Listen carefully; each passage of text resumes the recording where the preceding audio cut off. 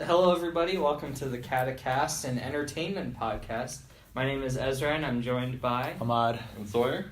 All right. To break down how this works, each of us has brought a topic from each of our categories: movies, TV, and games, and we'll discuss these topics in the categories.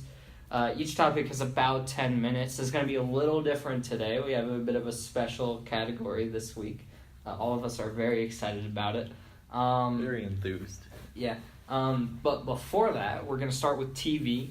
And Ahmad, you want to talk about Seinfeld. Yes, I want to talk about Seinfeld, the show about nothing. This is the show about absolutely nothing. There's no progression. So, I'm going to admit something. I don't think I've seen a single episode of Seinfeld. It is the greatest 90s sitcom. I mean, it's like, out of all of them. When I think about 90s sitcoms, I think about Seinfeld. Do you think about Seinfeld? Do you think about Friends? Not so much. Really? Seinfeld is better than Friends. I think Seinfeld is Really? better. It's a huge Okay. argument. People are talking about it. People are getting... See, my parents are huge Friends fans. I just never... I saw a few episodes of Friends. Never got into it. I always thought it was the cheaper version of Seinfeld, or like the off-brand version of Seinfeld. Because Seinfeld came out... Yeah, I mean, it came out before Friends came out. So I always, I don't know, Seinfeld to me was the original sort of for that TV show thing. But I mean, it was a show about nothing, but it was also a show about a lot of things. Yeah. A lot of its episodes are groundbreaking. I remember there was an episode with, I could recall correctly, there was an episode where it touches on the topic of homosexuality, and to sort of avoid controversy, they would say, after every line, they would say, not that there's anything wrong with that. So I don't know if you recall. I remember that episode. That was just one of the episodes, but sort of, it was interesting to see. There really wasn't any progression, in a. It's not like a serialized. Serialized. So there's no overarching plot. Yeah, there's no character development. No character development at all. Even though like Seinfeld goes through how many relationships throughout the series, and they all end pretty much the same way. Yeah, they all end the same way. It's pretty much the repetitiveness. But what I always thought was interesting was each episode had its own sort of quirky situation, funny situation that these despicable people got put into. I mean, there weren't good people, and that's the thing in the show. But you liked them. But you like them anyway because you sort of relate. It's sort of the same way in Friends, right? Yeah. Like they're all trash. Yeah, I mean, I don't like Friends. I actually haven't seen that much of Friends either. I've seen like clips here and there. And stuff. No, I don't know. Maybe if I gave it another chance, maybe, but. Not after seeing Seinfeld. What I have seen of Friends is super dated compared to what we have today. Yeah. And I'll be honest, I feel like sitcoms nowadays, I just don't like them anymore. I mean, the last sitcom to have actually came out within the past like couple of years, I could like actually remember is The Office.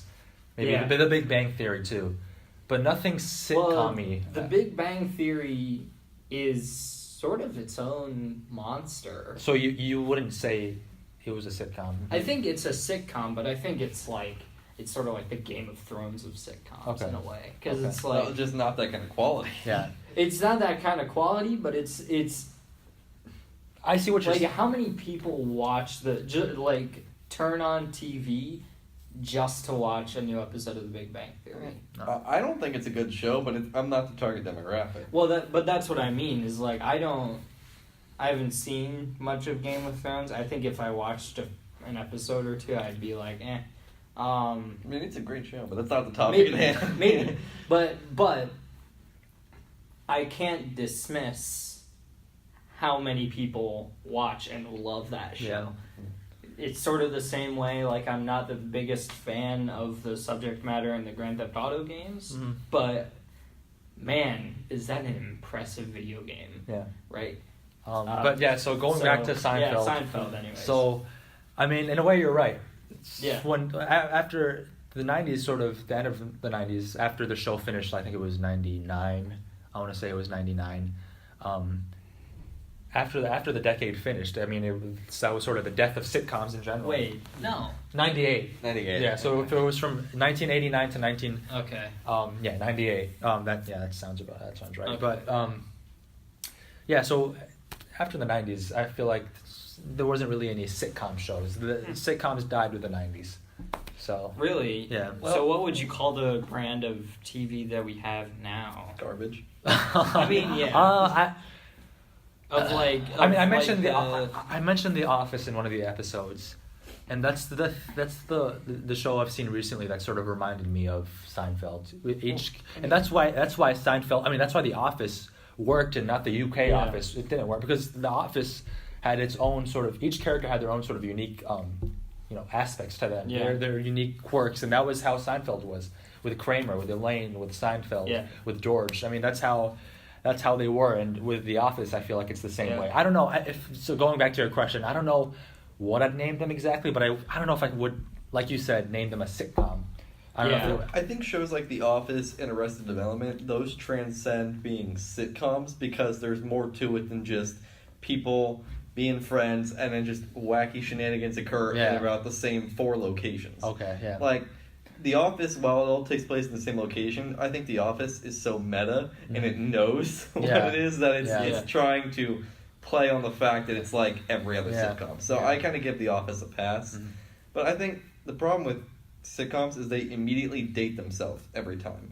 Because sitcoms are always made for the lowest common denominator so that they can air at prime time on CBS or ABC, NBC, whatever, and get the largest amount of people because they know if they don't take any chances, they can get everybody to watch. Yep, exactly. And so the problem with that is that there's never any chances, and they're not nearly ever as good because they're essentially just unflavored television. It's just stuff for you to watch. Yeah. There's really no thing to it. Something to watch while you do laundry or something. Like, I mean, I've sat and done homework in front of sitcoms before, and I can't tell you a single character's name in those. The only sitcom I've ever watched that I actually knew the characters' names and cared about is the one we're talking about, Seinfeld. And it's because the comedy was genuinely well written. It wasn't just a bunch of cheap jokes about current events or some kind of, somebody slap this guy, he doesn't know how to take care of his kids or whatever. Sort of slapstick. It's not just your generic suburbia comedy. It's actual, I mean, it's probably partly due to Jerry Seinfeld himself and Larry David. Larry David is a great comedian too, and I think Seinfeld escaped what I call the sitcom curse by actually having quality writers. Most sitcoms don't have that.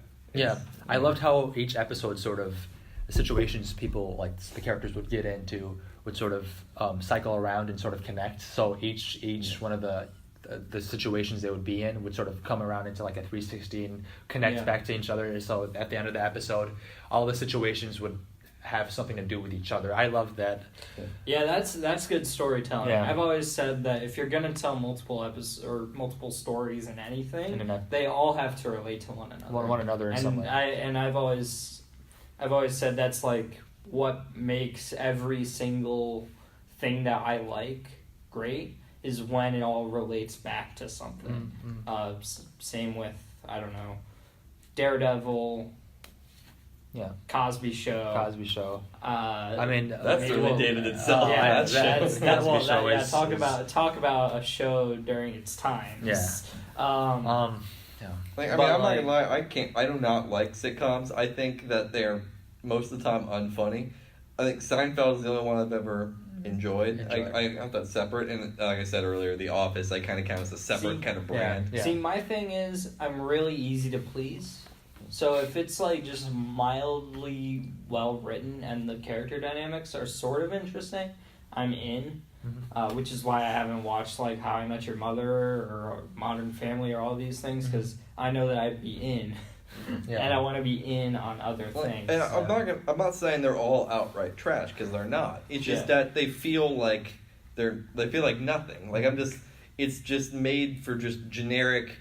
It's like you know when you're watching a movie and the characters are watching TV and you're like and it's just some generic made up show for the television. You feel like they all feel like those kind of shows. It's just stuff on a TV in the background. They don't feel like shows. That's part of the reason why I think cable is dying. I mean, I saw a commercial for a TV show. Are we going to go into this conversation?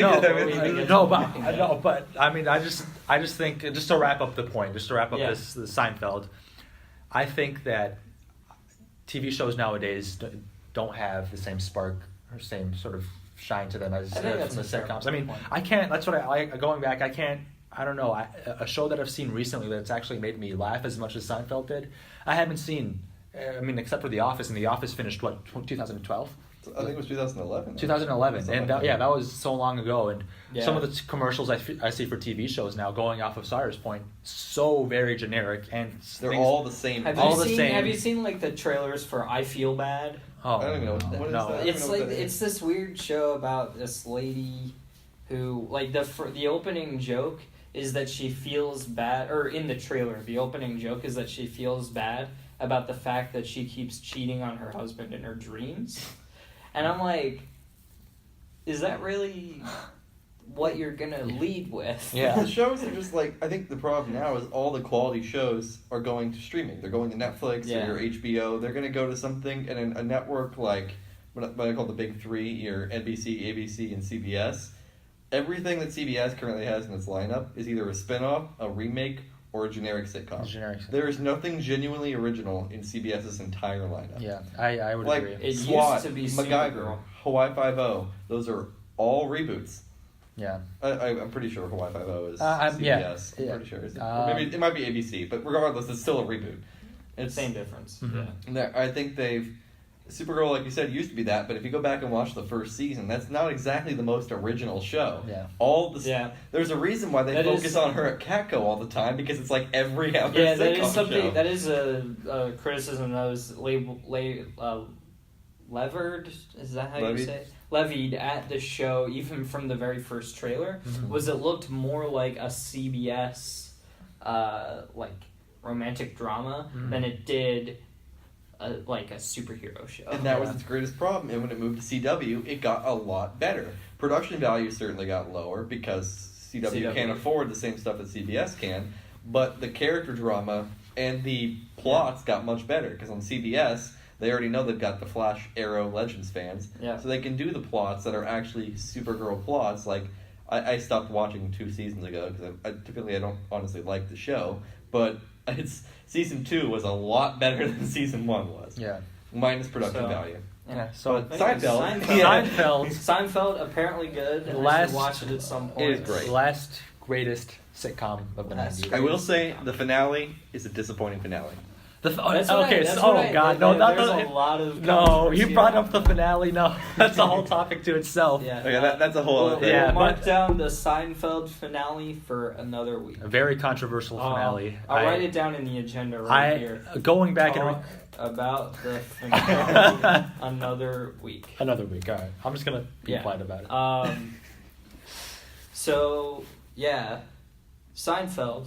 Watched it. Thumbs up. Yep, thumbs up. Finale really good film. Controversial for another topic. I will come back to it. Something that has sparked controversy in the past, I know is sort of like some people love it, some people hate it nowadays. The Walking Dead story. Okay, so currently it is Wednesday, October 3rd, 2018. This Sunday is the premiere of Season 9 of The Walking Dead. So I figured I'd talk about The Walking Dead. I have a question. Yes. Is this show ever going to die? Much like the walkers in the show, it'll probably just limp on half the show it ever was and just keep dragging itself on. It started for me a while ago. Yeah, for me, I haven't seen a single the quality of the show, when it was real good, it died 4 seasons ago. There are flashes of greatness in the show. The cast, all the acting is great. The makeup is great. The set design is great. No, there's really no production part of it that's bad. It's just the fact that it drags for so long. They could, if they had made the show is from season 4 through the current one. I believe it's 16 episodes, and in mid seasons at 8. They could easily tell this story in probably about 8 episodes. Okay. There is no reason for it to be a 16 episode season. Because most of the plot line in each of these seasons, they drag on for so long to the point where you don't even care anymore. I can't even remember, I didn't even know it was season 9 until recently. It's just they all kind of blend together. Except for the first 3, which were legitimately good.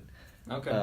That's where I stopped watching after season 3. Yeah. Season 3 I enjoyed because I really liked the villain, the governor, in that season. And I will say, Jeffrey Dean Morgan as Negan in the current seasons was a really good villain. The problem is they dragged out his endgame for so long. He started at the end of season 6? Yeah. I mean, that's what I heard. Like, I think it was the end of season 6, maybe the end of season 7, something like that. And they only, well, spoilers for the end of the last season, but very, very light spoilers. Only just got rid of him. He wasn't killed, but he was only just got rid of being the main antagonist at the end of the last season, which was season 8. Which means he was around for more than about 2.25 seasons before they finally defeated him. And now he's in Tekken. Yeah, but like it's not games. I don't know why they're putting him in Tekken. Anyways, the thing that I just have a problem with The Walking Dead is that the show can and was so great. That's what I hear. It's sort of a show that's fallen from greatness. Season 1 and to an extent 2 were both like designed well. The characters were great, and it felt like it was the comic books. These recent seasons, I think they let the fame get to their head a little bit, and they're trying because the first season was only 6 episodes. And I believe season 2 was 10 episodes. So they kind of knew their general length there. It got popular, and now it's 16-episode seasons. Wow. They do not need 16 episodes to tell these stories. Bad decision. Or maybe, no, season 2 was 12 episodes, I believe. Regardless, you do not need 16 episodes. It's crazy to me. 12 episodes. I feel like the sweet spot for TV nowadays is, depending on the show, is definitely 12, 13. Yeah. Maybe I even think, 10. And then some shows, like British television, which was Black Mirror, was season 1 and 2 were originally British television. 3 episodes a season. Yeah. Like, you don't even need... Yeah. Sort of off topic, are they making a new season for that? Of Black Mirror? Oh, I'm sure they are. It's so huge. I would be surprised if Black Mirror. Anyways, something I wanted to mention, you talked about British TV being like 2 or 3 episodes. Again, depends on the show. Yeah. Sherlock is super long episodes. There are like 3 half-hour long episodes crammed into an episode of Sherlock. 3 per season. That makes about 9 episodes a season of Sherlock if you want to like break it down by the minutes. So I don't think it's like how many episodes there are. I think it's more about how good each of those episodes are in relation to whatever overarching plot that they're making. Like, the episodes in Walking Dead, they're not poorly made episodes. There really isn't, at least it sticks out in my head, a significantly, like, terrible episode. I'm sure there was one, if I go back and look on IMDb, that I didn't love. But there's nothing that you're like, oh, outright, this was a terrible episode. They're never poorly made. The problem is that they feel like they're just dragging a little bit. There's most of the storyline is just, oh, well, this character is here and this character is here, and they'll just kind of exist until eventually something magically appears to take the plot going forward. Yeah. Like, they could, I think part of the problem, there was always a criticism online of people saying, oh, Walking Dead is a bunch of just people walking. Which, to an extent, I get that, because a large part of the show is people walking through Atlanta. That's really what a lot of the show is. But you could easily cut all that out, just do a few scenes of walking, and have the core conflict. The conflict takes so long to start, and then to resolve, it just drags forever. Because, like, in Walking Dead, the main antagonist is not the walkers, it's people. Yeah. Which is why zombie things are great. Yes. Because it shows us what people can do to the each problem other. I have with that is they cast great actors and they portray great villains. David Morrissey as the governor was great. Jeffrey Dean Morgan as Negan is great. The problem is they never used him to their full advantage. They tried that with Jeffrey Dean Morgan. The problem is everybody loved him, so they kept him around for so long and kept dragging that out to the point where he's no longer menacing. Yeah. When he popped up in the finale of whatever season it was, dude was terrifying, and he was great for the entire season when he toyed with Rick. Problem is, the dude kept toying with Rick for so long, he's like, oh, I'm not going to kill you, I'm not going to hurt you, or we're just going to hurt somebody off on the side. He was no longer threatening.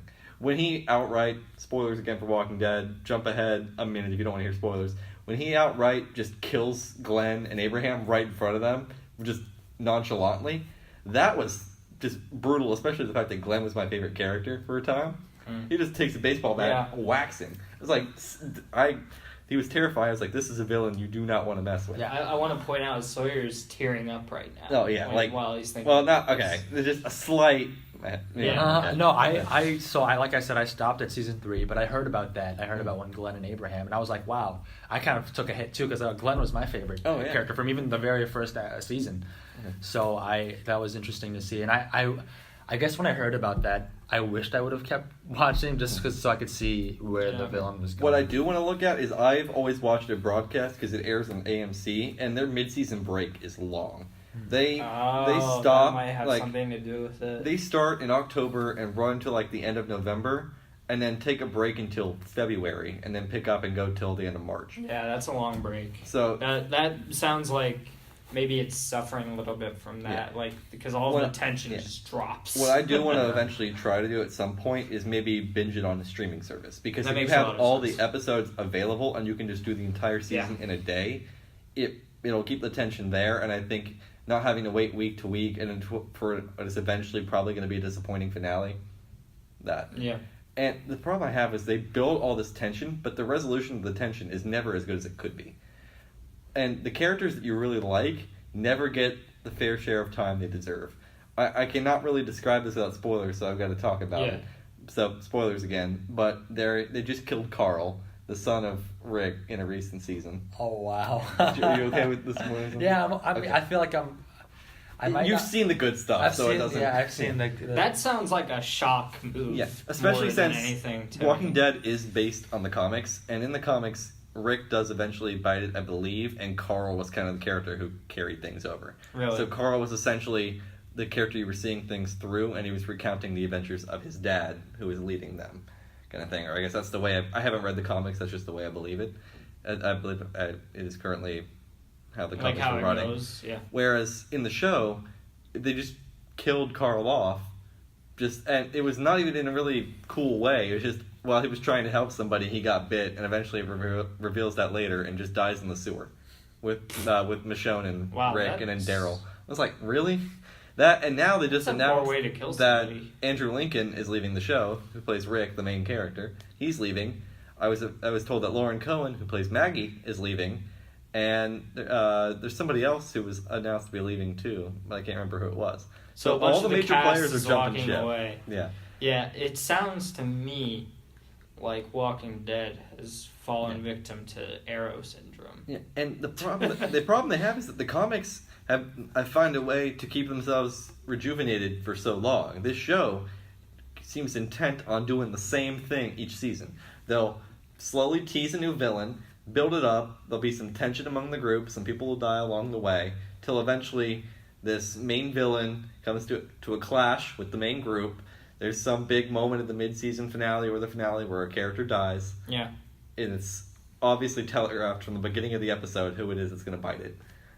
And then eventually the group becomes dispersed because whatever compound they were living in at the time is destroyed. So the group is scattered. They eventually meet up. New villain is formed. Repeat. It's the same thing each season. They did that with the prison. They did that with they did it with the farm, the prison, Terminus. I can't even remember all the places they've been at. They rinse and repeat so many times. Yeah. So. Yeah, I think poor Walking Dead. The show itself is not a bad show. It's not poorly made. The cast is great. I've actually met a few of them at the Columbus Wizard World Comic Con. Nice. They're nice people. The creator seems cool. The writing is all right. The problem is that it's so dragged out, and they just rinse and repeat the same plot line with new characters and new locations. It seems It just sounds like a show that, like, AMC feels like it needs to keep going on, but it doesn't actually need to keep Once going. that Breaking Bad was gone, AMC's Walking Dead is what's keeping them afloat. Yeah. So. Yeah, it's I do want to try eventually streaming it from the beginning at some point to see if it gets better at that. Because everybody seemed to hate season 2 when it aired, but I had watched season 2 after it had already come out on DVD, so that's how I saw it. And I didn't hate season 2 when I saw it on DVD. I liked season 2. I think it's better when you stream it or watch it on whatever. Oh yeah, when you binge it, you can't. I couldn't wait at all. Which I do think maybe since a lot of people are watching it broadcast, if I go back and stream it, it might be better. That's another reason why cable is dying, because nobody wants to wait. Nobody wants to wait. This is all just going to be, like, this whole TV category is going to be about why cable is dying. Let's be, like, streaming now. Like, it's a lot better to just binge. I think streaming cable might be a thing, too. Like, my family has DirecTV now, and I think that works because while you can also DVR on it, you can watch it anywhere you are, and if you're on AT&T, it doesn't count against your data plan. So you can literally watch it on LTE and you'll be fine. I think services like or like your dish or whatever that is that come into your house, install a box or a satellite, or run a cord under your backyard, that stuff's going to be dead soon. You're no longer going to have your antennas and stuff like that. It's going to be, now you can have cable if it's streaming cable, and if they want to survive, it's got to be like how DirecTV Now does it.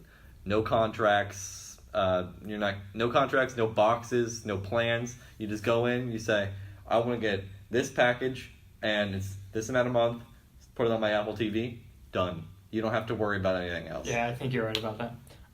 So we have to be done with The Walking Dead. Okay. We're going to go into sort of a report that I have. I know I promised to talk about Star Trek and then Merlin, I think. It was the other way around. Well, I was going to talk about Merlin last week, but we didn't have time. Then I promised to talk about Star Trek. We'll talk about Star Trek whenever we get to it. Probably next week, because I probably won't be watching much TV this week. But I have a report from the very first episode that we did. The very first episode I talked about Iron Fist. Iron Fist Season 1 was not good. Iron Fist Season 2 was a 9 out of 10.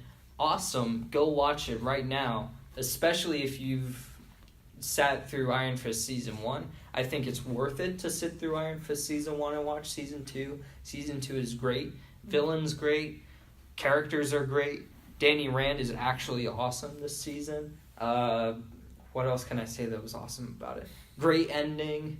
Great, end credits. It's not really an end credits scene. It's like a, how do I put it? Several months later, they have a great, end scene. Well, there's an end credit scene that is the teaser that they released for Daredevil. Okay. I must have Daredevil Season 3. I think Iron Fist Season 2 is at least as good as Daredevil Season 2, if not better. Not as good as Daredevil Season 1, though.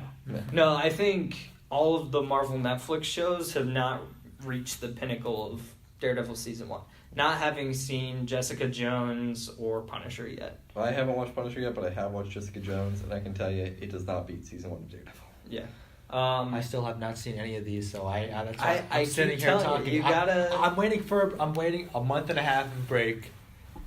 BGSU, college kids. If you want to watch a superhero television show, it's Season 1 of Daredevil. Yeah, Daredevil Season 1 unmatched. Is it is the pinnacle of maybe superhero media. That's what I don't know if I'd go that far, but definitely in terms of superhero TV, it is number one. I'm going to start with Daredevil. Like I said, I think I've mentioned Daredevil Season 1 I'm going to start with that. I've told you this once, I'll tell you again. Your homework is Daredevil Season 1. Yeah. And then Luke Cage Season 1. I after watching Iron Fist Season 2, I would give Iron Fist Seasons 1 and 2 a watch. I think, honestly, if you watch Daredevil Season 1, just go ahead and watch Season 2 while you're at it, because it's great. It's a great season of TV. Luke Cage Season 2, you have to also watch Defenders before you watch Season 2 of any of the other shows. Well, I didn't think that was Daredevil's case. Not Daredevil. But Defenders, you can watch Daredevil Season 2 without watching Defenders, but you have to watch Defenders before you watch Season 2 of any of the other shows, because they all take place after, and they all deal with the ramifications of Defenders in some way. Daredevil. Yeah. Iron Fist especially massively spoils Defenders. So, don't watch Iron Fist Season 2 after I'm going to have to go back and watch all these shows, because I am massively behind. I've only watched the first 2 seasons of Daredevil and the first season of Jessica Jones. That's all I've seen. So Luke Cage Season 1 is fantastic. I want to see it. I've fallen so behind. Season 2 is not as good. So it's not bad the way that Arrow and Flash can get bad, because those shows can get bad. Bad. The Flash, not so much. It's not bad like that, but it is bad for the Marvel Netflix shows, because Iron Fist is mediocre. Season 1 of Iron Fist is mediocre, Luke Cage season 2 is just flat out bad. At least compared to the heights that Daredevil season 1 reaches. And I will say the cinematography in these Marvel Netflix shows is really good, especially for television shows. A lot of the time television shows just kind of get your bare minimum shots. Yeah. Like that, I love that shot in season 1 of Luke Cage where they had Cottonmouth and it's like a low angle shot of him in front of the Biggie Smalls painting and he's got the crown. I love that shot. Yeah, the cinematography in Luke Cage specifically is really good. See, that's why I'm skeptical. I'm always like, is this going to be good to watch? Like, is it going to be hard to watch to sit there just because how badly done it is? Or Luke Cage season 2 is it's hard to watch. I think it's like my biggest issue with Luke Cage season 2, and this is not a spoiler, is they'll have these like a ton of these sequences where it'll be a musician playing something, because like the hub of the show is Harlem's Paradise, and it's a place where it's like a bar and they have bands playing there, and it's a historic Jessica place. Jones too? Maybe. I haven't seen Jessica Jones, so I can't say. That's right. What was I saying? But in season 2, and I don't remember from season 1 if they did this, but they have these long 4-minute long sequences of this musician playing this song that maybe you've heard, maybe you haven't. I certainly hadn't heard any of these songs, which is neither here nor there. I haven't heard half the songs that they play on basically every TV show, so it's okay. But it's long, it's dragged out, and it's like they play and they cut from like the musician playing the song to different things that are happening in the show, and they're trying to do some like montage juxtaposition thing of like, look at how terrible this terrible thing this character is doing while this music is playing. And it's like, I get it for the first minute maybe, but it goes on for 4 minutes and I'm like, when is this gonna end exactly? So that was a big part of why I didn't like Luke Cage season 2. Maybe if like I was more historically knowledgeable about the musicians and stuff, because I think that there probably was a lot more like care taken with that than maybe I'm privy to. Is it modern music or is it? I don't know. That's what I'm talking. That's what I'm saying. Like I literally have no idea what any of this music is. So maybe if I did, I would appreciate it more. But I don't know. I didn't like it. Luke Cage season 2 is not great. I think it's perfectly watchable. It's like, and this is a completely different thing, it's like The Matrix 2. In the sense that it's not good for The Matrix, but it's perfectly watchable. It's a perfectly watchable compared to movie. the first, it's not as good, but it's still better than a lot of the other stuff out there. Yes, exactly. So that's how I feel about Luke Cage season 2. Iron Fist season 2, again, I will recommend it high and low. I know the first season was not good. They got rid of a lot of the problems of season 1. Fantastic season of TV.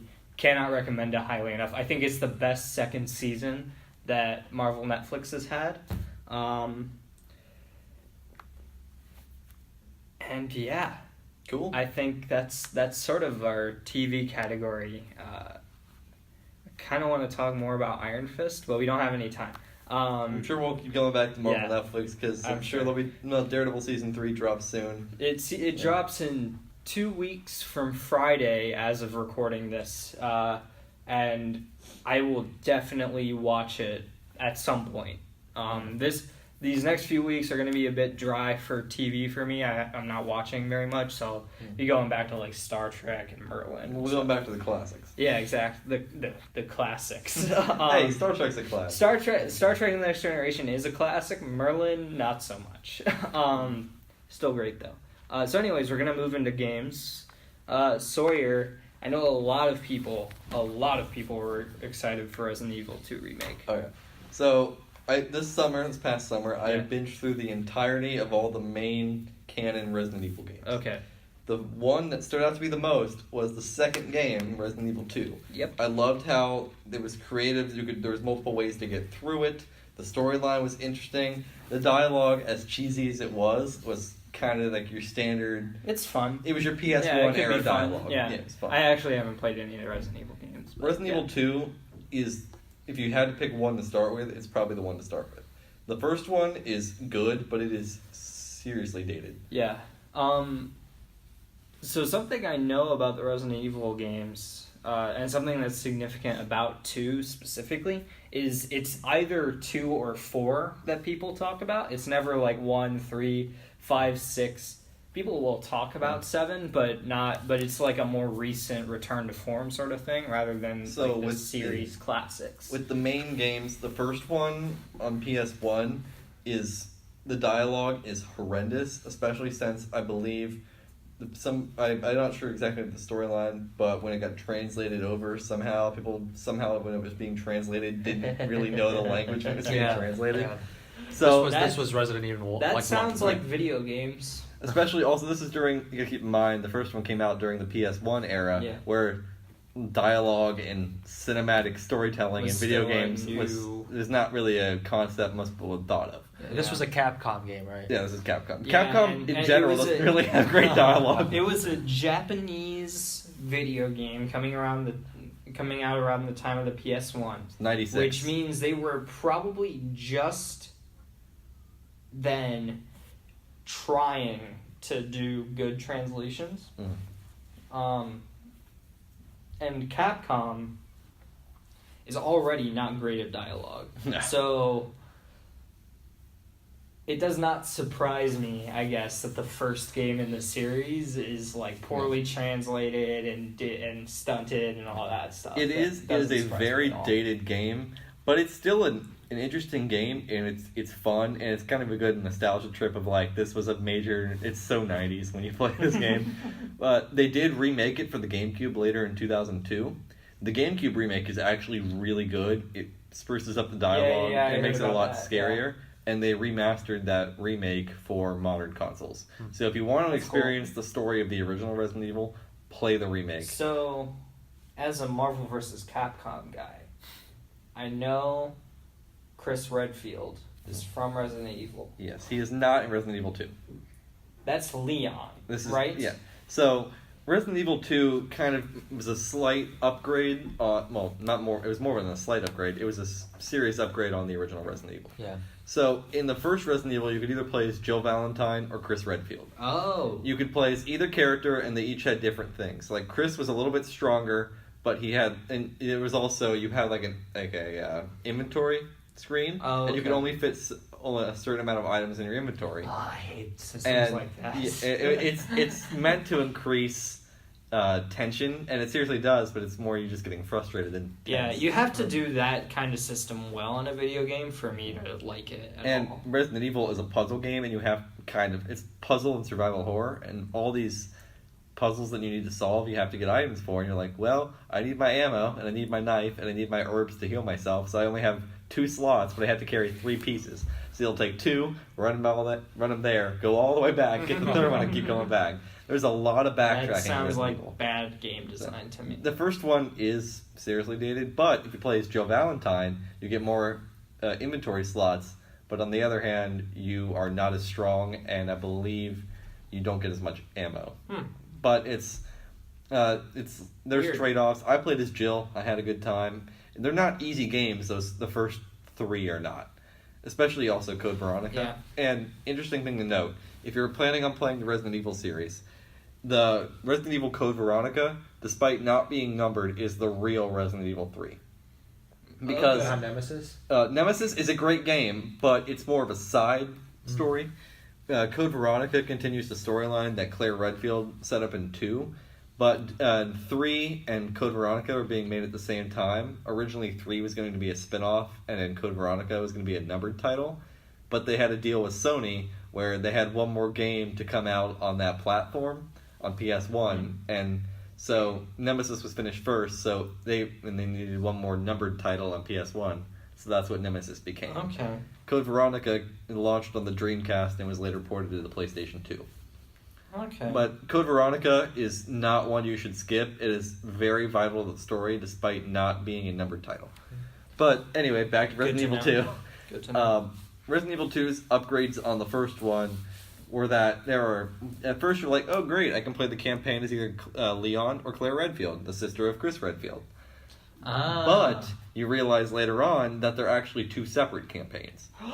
So you... What? Whatever one you play as first, and you beat the game as that character, and you put the second disc in, whatever character you play as second will have a different storyline based on your save from the first disc. Oh wow, that's awesome. I've never heard anything. I played Claire Redfield first, and I finished the game, saved it, and then I put in disc 2 with Leon, and it's a separate campaign, and you see what Leon was doing during Claire's campaign.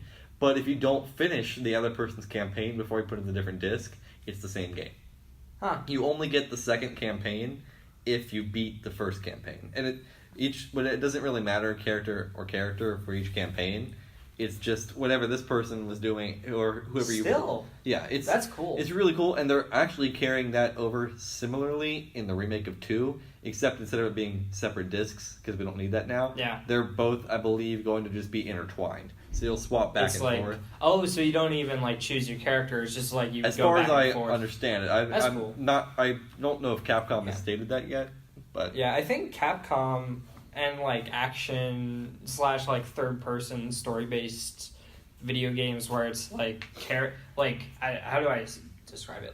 Story based character driven video games that aren't necessarily just the cinematic Uncharted or Last of Us. Yeah. I think those have all been going in the direction of the multiple playable characters that have different stories. Well, that's certainly what Resident Evil 6 was. Resident Evil 6, I know everybody seems to hate that game. I've played the game. It's certainly not what Resident Evil was. That game is a straight-up action game. Yeah, there is no horror in that game at all. It is an action game. It's not a poorly made game. The guns don't feel like they have a lot of kick to them. They kind of just feel like they're squirt guns at this point. There really is no... You don't feel any power when you're firing those. Recoil or anything. Yeah, it's just kind of just whatever. But I will say the story in 6, I thought the story was good. And the best part of Resident Evil to me is the characters. While they are generic and cheesy Hollywood characters, I still enjoyed playing them and seeing their stories. Leon's design is pretty awesome. Yeah. In 6. Well, that's the other thing. Just in general. That's the other thing with the Resident Evil series. As the graphics improve in each game, Capcom seems to forget what their characters look like, and they look different in each game.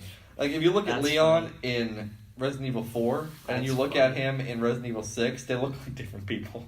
Especially with Chris Redfield. You look at Chris Redfield in the remake of the original game, and you look at him in the DLC for Resident Evil 7, they are completely different. Yeah, they people. look different. I'll put a photo on. Oh, the frick! screen Resident here. Evil 7 starred Leon. Oh, wow. No, it did not. Oh, no. it started. Who did it start? It started. Oh, so that's the other thing. Resident Evil 7 had a completely new character. Spoilers for the end of Resident Evil 7, even though it's been 2 years since it came out. The very end, you see Chris Redfield as he helicopters in and throws a gun to you, and you defeat the main character, the main villain. But there is a DLC where you play as Chris Redfield and you tie up some loose ends, and it sets up the inevitable Resident Evil 8.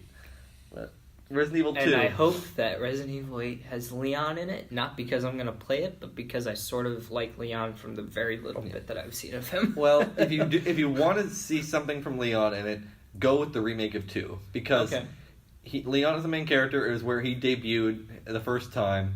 It is Resident Evil 2, for many people, is where they started the series. There really isn't much story to make up on in the first game. If you want to play the series, of course I recommend starting with the first one.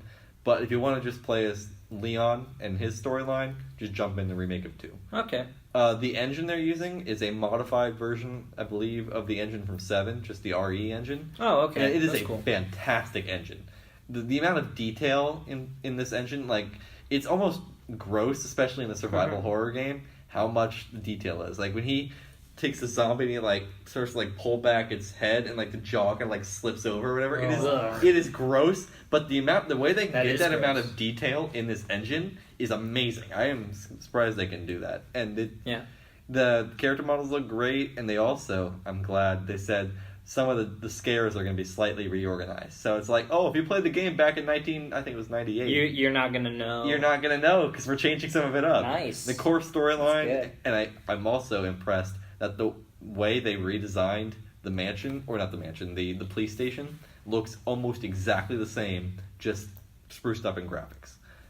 I would say my one criticism so far from what I've seen from the trailers is that, like I talked about, the character models don't exactly look the same. Claire Redfield does not look like Claire Redfield at all. Maybe that's just like they're conscious of it and they're just going to keep doing it just for like the... Which I would be surprised. Like it's a tradition at this point. The thing that's even worse about that is they just put out the Resident Evil Revelations 2, which features Claire Redfield, and that's on PS4. And now this is going to be on PS4 too, and they look completely different. I forgot that they ported... The first game was a 3DS game, right? Revelations? Yeah. Yes, the first one was a 3DS game, but then got ported to literally everything. And that one actually is Revelations 2 came out on everything but 3DS. Wow. Yeah. The Revelations 1 is actually probably it's neck and neck with Resident Evil 2 for my favorite game in the series. Huh. Yeah, it's funny because I hear we're gonna have to end on this soon. And we'll go to another Capcom game. It's funny because you kind of hear Resident Evil is talked about as a series that died a long time ago. It's definitely not true. Oh, it's gotten bigger. It's still going and it's still as big as ever and people still love the series. The people who say that are the people who are vocal online because it no longer was a survival horror series. Yeah. Resident Evil 5 and 6 are action games. 5 is not a bad game. It just drags a little bit on in terms of length. 6 is just a fun action game. It tried to be a Spec Ops or a Call of Duty kind of thing. But I would say the series, even if you don't like survival horror, I don't like survival horror games for the most part, but I liked Resident Evil because the story was fun, but also cheesy, and the characters, as bad as the writing is, are likable. So I would say if you're interested in Resident Evil at all, and you think you might like the series, but you don't know for sure, January 2019, when the remake of 2 comes out, that's your place to start with. It looks really good. Yeah. I would always say if you're interested in the series, either that or they did just port the remake of the original to PlayStation 4 and Xbox One, so you could always start with that. Cool. Just be noted on the PS4 and Xbox One port of the remake of the original, they also put a port of the Resident Evil 0 prequel on the disc too. Do not play 0 before you play 1, or it will spoil the ending of the original. Good to know. Do not play 0 first, or you will know who the main villain is. You're supposed to not know who the main villain is. You don't know who the main villain is in the original. Okay. Yeah, that's all I'm going to say. But yeah, that's it. Let's move on to the next Capcom game. All right, Capcom. Been doing some good things recently. I know a lot of people don't like Capcom. But since the release of Marvel vs. Capcom Infinite, we've got the announcement of RE2 Remake. We've got DMC5, which makes me want to play the DMC games. Oh, I'm going to go back and play those for sure. And just now, yesterday, as of recording this, Mega Man 11. How long has it been since 10 came out? I think 10 was 2012, 2011, maybe even 2010. Frick, he's looking it up right now. 2010. 2010, yep. Awesome. 8 years since the last Mega Man game. Was there any spin-offs? Probably. I know there was that Street Fighter Cross Mega Man game that got released. Well, there was a different Street Fighter Cross Tekken. That was 2012 as well. Mega Man was in that game, but as a trash version. That was a fat middle-aged guy, and the original box art for the NES. Yeah, exactly. And he looks horrible, and I'm like, why would you do this to Mega Man? Mega Man has the potential to be your mascot, and you did that. Well, he's going to be in Smash Brothers too, isn't he? I mean, he's in Smash, but yeah. Poor Mega Man. What did they do to you? But Mega Man 11, pretty great. Pretty great so far. I haven't beaten it yet. It's a hard game. Let's go back to the roots then. Yeah, it's funny because I I've always liked the Mega Man universe. Actually, I read some of the comics that Archie put out before Archie. They like ended the Mega Man comics before they ended the Sonic comics, and like there's a whole kerfuffle, and now Ian Flynn is with IDW doing the Sonic comics, so I kind of hope that they bring the Mega Man comics back at IDW. That'd be pretty cool. Anyways,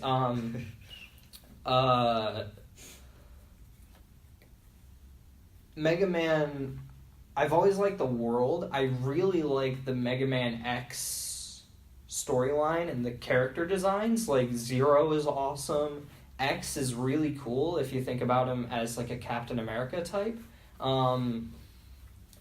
They have some really neat ideas in the Mega Man X games. They have some really neat ideas in the Mega Man games proper.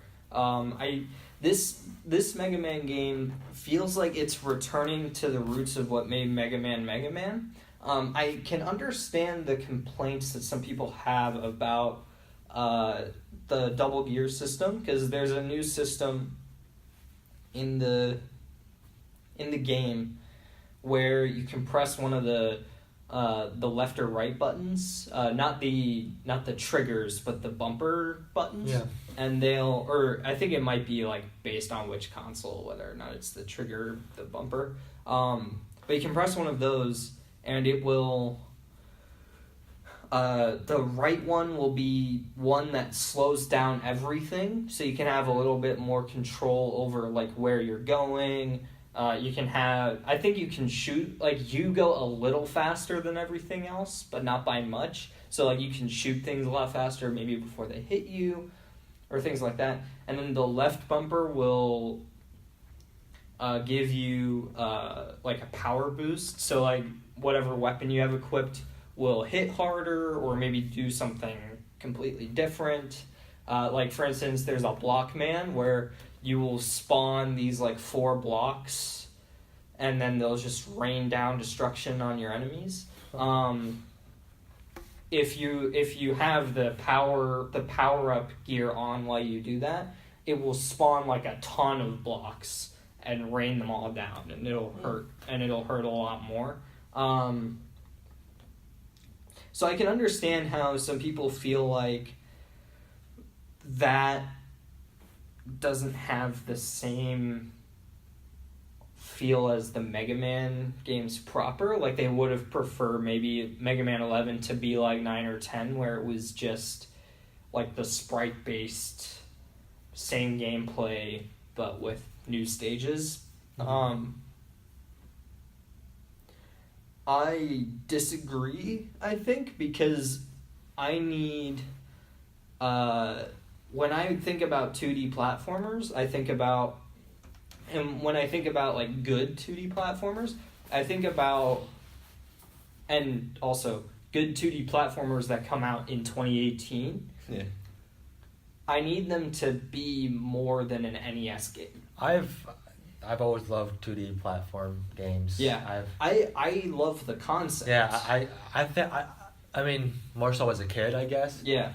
I don't know how I'd feel playing a game. Yeah, so like the original Mega Man game, for instance, is, I mean, some people will hate me for saying this, practically unplayable at this point. Like it is so difficult and obtuse and horrible to get through. Is it in regards to how it can, like the controls, or? Well, it's just a hard game. Like, it's unreasonably hard compared to what we have today. People who are good at Mega Man, like the original Mega Man series, I have massive respect for, because I could never be that good at video games. Most NES games in that era, they were all difficult. Yeah. Like, there really isn't an easy NES game. Which is the point, because they couldn't have like 50 hours of gameplay. They did that. It just wasn't possible.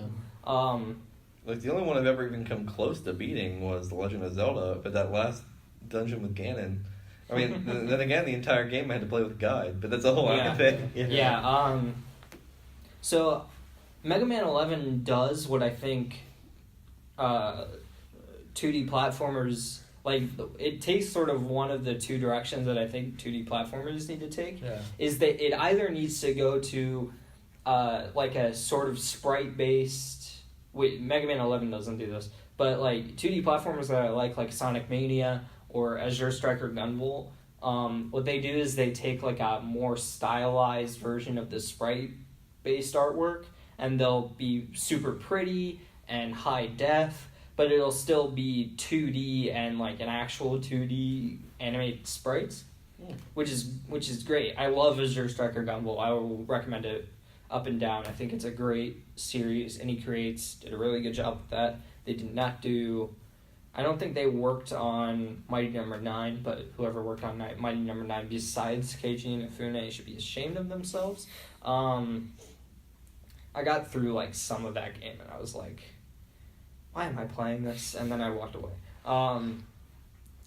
Mega Man 11 does the opposite thing, which Mighty Number 9 tried to do, but it didn't really work. It's a 2.5 character models instead of sprites, and what it does is it just like adds particle effects to a baseline 2.5D thing, and I think it looks super pretty. It looks really clean. It's got... I think it looks a little ugly compared to some other games that come out, but it's not horrible, and I think it just looks passable. Like, and I think it looks good for a 2.5D platformer that isn't sprite based. I guess is my feeling on that. So, what were the Mega Man games that recently got ported to the Switch and everything else? That was the Mega Man Legacy Collection. So actually, there are like 4 collections that came out. There's the Mega Man Legacy Collection, which has, I think, Mega Man's 1 through 6. Ahmad, look up the original Mega Man collection for me while I talk about this. The Mega Man Legacy Collection 2, which has 7 and 8, and then I think a few other bonus games as well. I don't quite remember. I think for Switch they had like something separate. But so then there's the Mega Man X Legacy Collection, which has Mega Man X 1 through 4, and then there's Legacy Collection 2, which is 5 through 8. And is there only 8 X games? Yes. Right. There are like... I mean, there are plenty of other spin-offs and weird things that they did with the X universe. Like, they made an RPG and all sorts of things with the X universe. They did similar things with the original Mega Man universe. They then started, like, but making their other series. Like, they had the Battle Network series and the Star Force series and all that stuff. And I think those are worthy additions to the series, but it's not Mega Man. So, if someone feasibly wanted to play all of the Mega Man games, not counting your spin-offs like you said Star Force and stuff like that, could it be done on the Switch? Yes, you can play Mega Man 1 through 8, Mega Man X 1 through 8. Oh yeah, I think Mega Man Legacy Collection has 8, 9, and 10, or like 7, 8, 9, 10, or something like that. I don't quite remember. Yeah, you can play all of the original Mega Man games. You can play all of the X games that they've put out. I really hope that they make like a new Mega Man X game, maybe like a 3D action thing, because the guy that they have voicing Zero right now in like their the last thing he did voicing Zero was Marvel Infinite. His dialogue in Marvel Infinite with some of the characters is great. He does a great job. He was a Power Ranger, which is even more perfect. Johnny Young Bosch, awesome. So 1 through 6. 1 through 6 for the original Mega Man Legacy Collection. So yeah, I think then the Legacy Collection 2 has 7, 8, 9, 10. And then the Mega Man X Legacy Collection, as I've said, 1 through 4, and then 5 through... I definitely want to pick these up for Switch, because these seems like good games to pick up on my Switch. Yeah, the Mega Man... I will say this a million times. The original Mega Man games are dumb hard. I'll probably just dabble with them a little bit and then skip to the next one. Yeah, I will say the world is great. Mega Man 11 actually has like a functional story to it, which I think I heard a little bit of the voice acting. It's perfectly passable voice acting. It's weird because like I want like actual stories for all these things that I can't get stories for, and it should be fine, but it's like I want more. What are you watching? You're watching the Game Boy Color version of Mega Man Extreme, which is like a remake of the original Mega Man X game. Well, that also brings me to a point that I have. 2000, yeah. That brings me to a point I have that are problems with a lot of these famous platformer series. And I guess it's also because they get so big, because it's kind of platformers were like the first real genre in games. Yeah. But there are so many spin-offs, prequels, sidequels, all those other things to platformer series that anybody like myself who likes to play the entirety of a series, it is impossible. Like with Mario, there are over 300 games featuring the character Mario. Is that right? Yes. That's counting sports, kart, platformers, everything. And that's also counting, your Donkey Kongs and your Luigi's Mansions and stuff like that. Rush, And it is impossible to play everything with Mario in it. Now, even if you count out the sports stuff and Kart and Smash Brothers and all that, that's still a ton of games. Yeah, that's a lot of Mario games. So I think that's part of the problem that I think with Mega Man they're going to have eventually is people are going to be like, oh, I want to get into Mega Man, but there's about 20 of them at this point. I legitimately think Mega Man 11 is a perfect starting point. I've never beaten a Mega Man game before. I've beaten Mega Man X 1 and 2. And those are the only 2 Mega Man games I've actually beaten, I think. I think the rest are all either too hard or I just like didn't want to go through them or whatever. I think Mega Man 11 is a great starting point. So far, I have liked everything that I've played of the game. Cool. Great. We've gone long. I'll be back with a full report once I beat the game, because I'm sure there are some spoilers. It's funny, last note, I subscribe to all sorts of like gaming YouTube channels and stuff. They like have like spoilers in the tag for like don't like the ending of Mega Man 11, and I'm like, what could you like they've all been talking about like these bosses, and I'm like, What is there? Like, it's got to be Proto Man, right? Like, Leon Kennedy shows up at the end. Yo, what if it's Mega Man X though? Anyways, Blockman. That would be so good. Man, if it was 0, I would actually lose my mind. Anyways, we got to move on because we got a special thing that I want to have time for. But Ahmad, it's sort of your topic. It's my topic, but I need your guys' help. Yeah, but because I don't know much about it. But this is super exciting. You want to introduce the topic? Yeah. So based on Sarah's description of it, it's an open world Harry Potter game that has nothing to do with any of the books, movies, which nothing. Is super exciting. Open world. That's. Keep in mind this is very early information, and a lot of it is speculation. Yeah. So this is like a ton of speculation. All we know is that it is open world. We know it's going to be an RPG. We don't necessarily know open world. We just know it's RPG. Oh.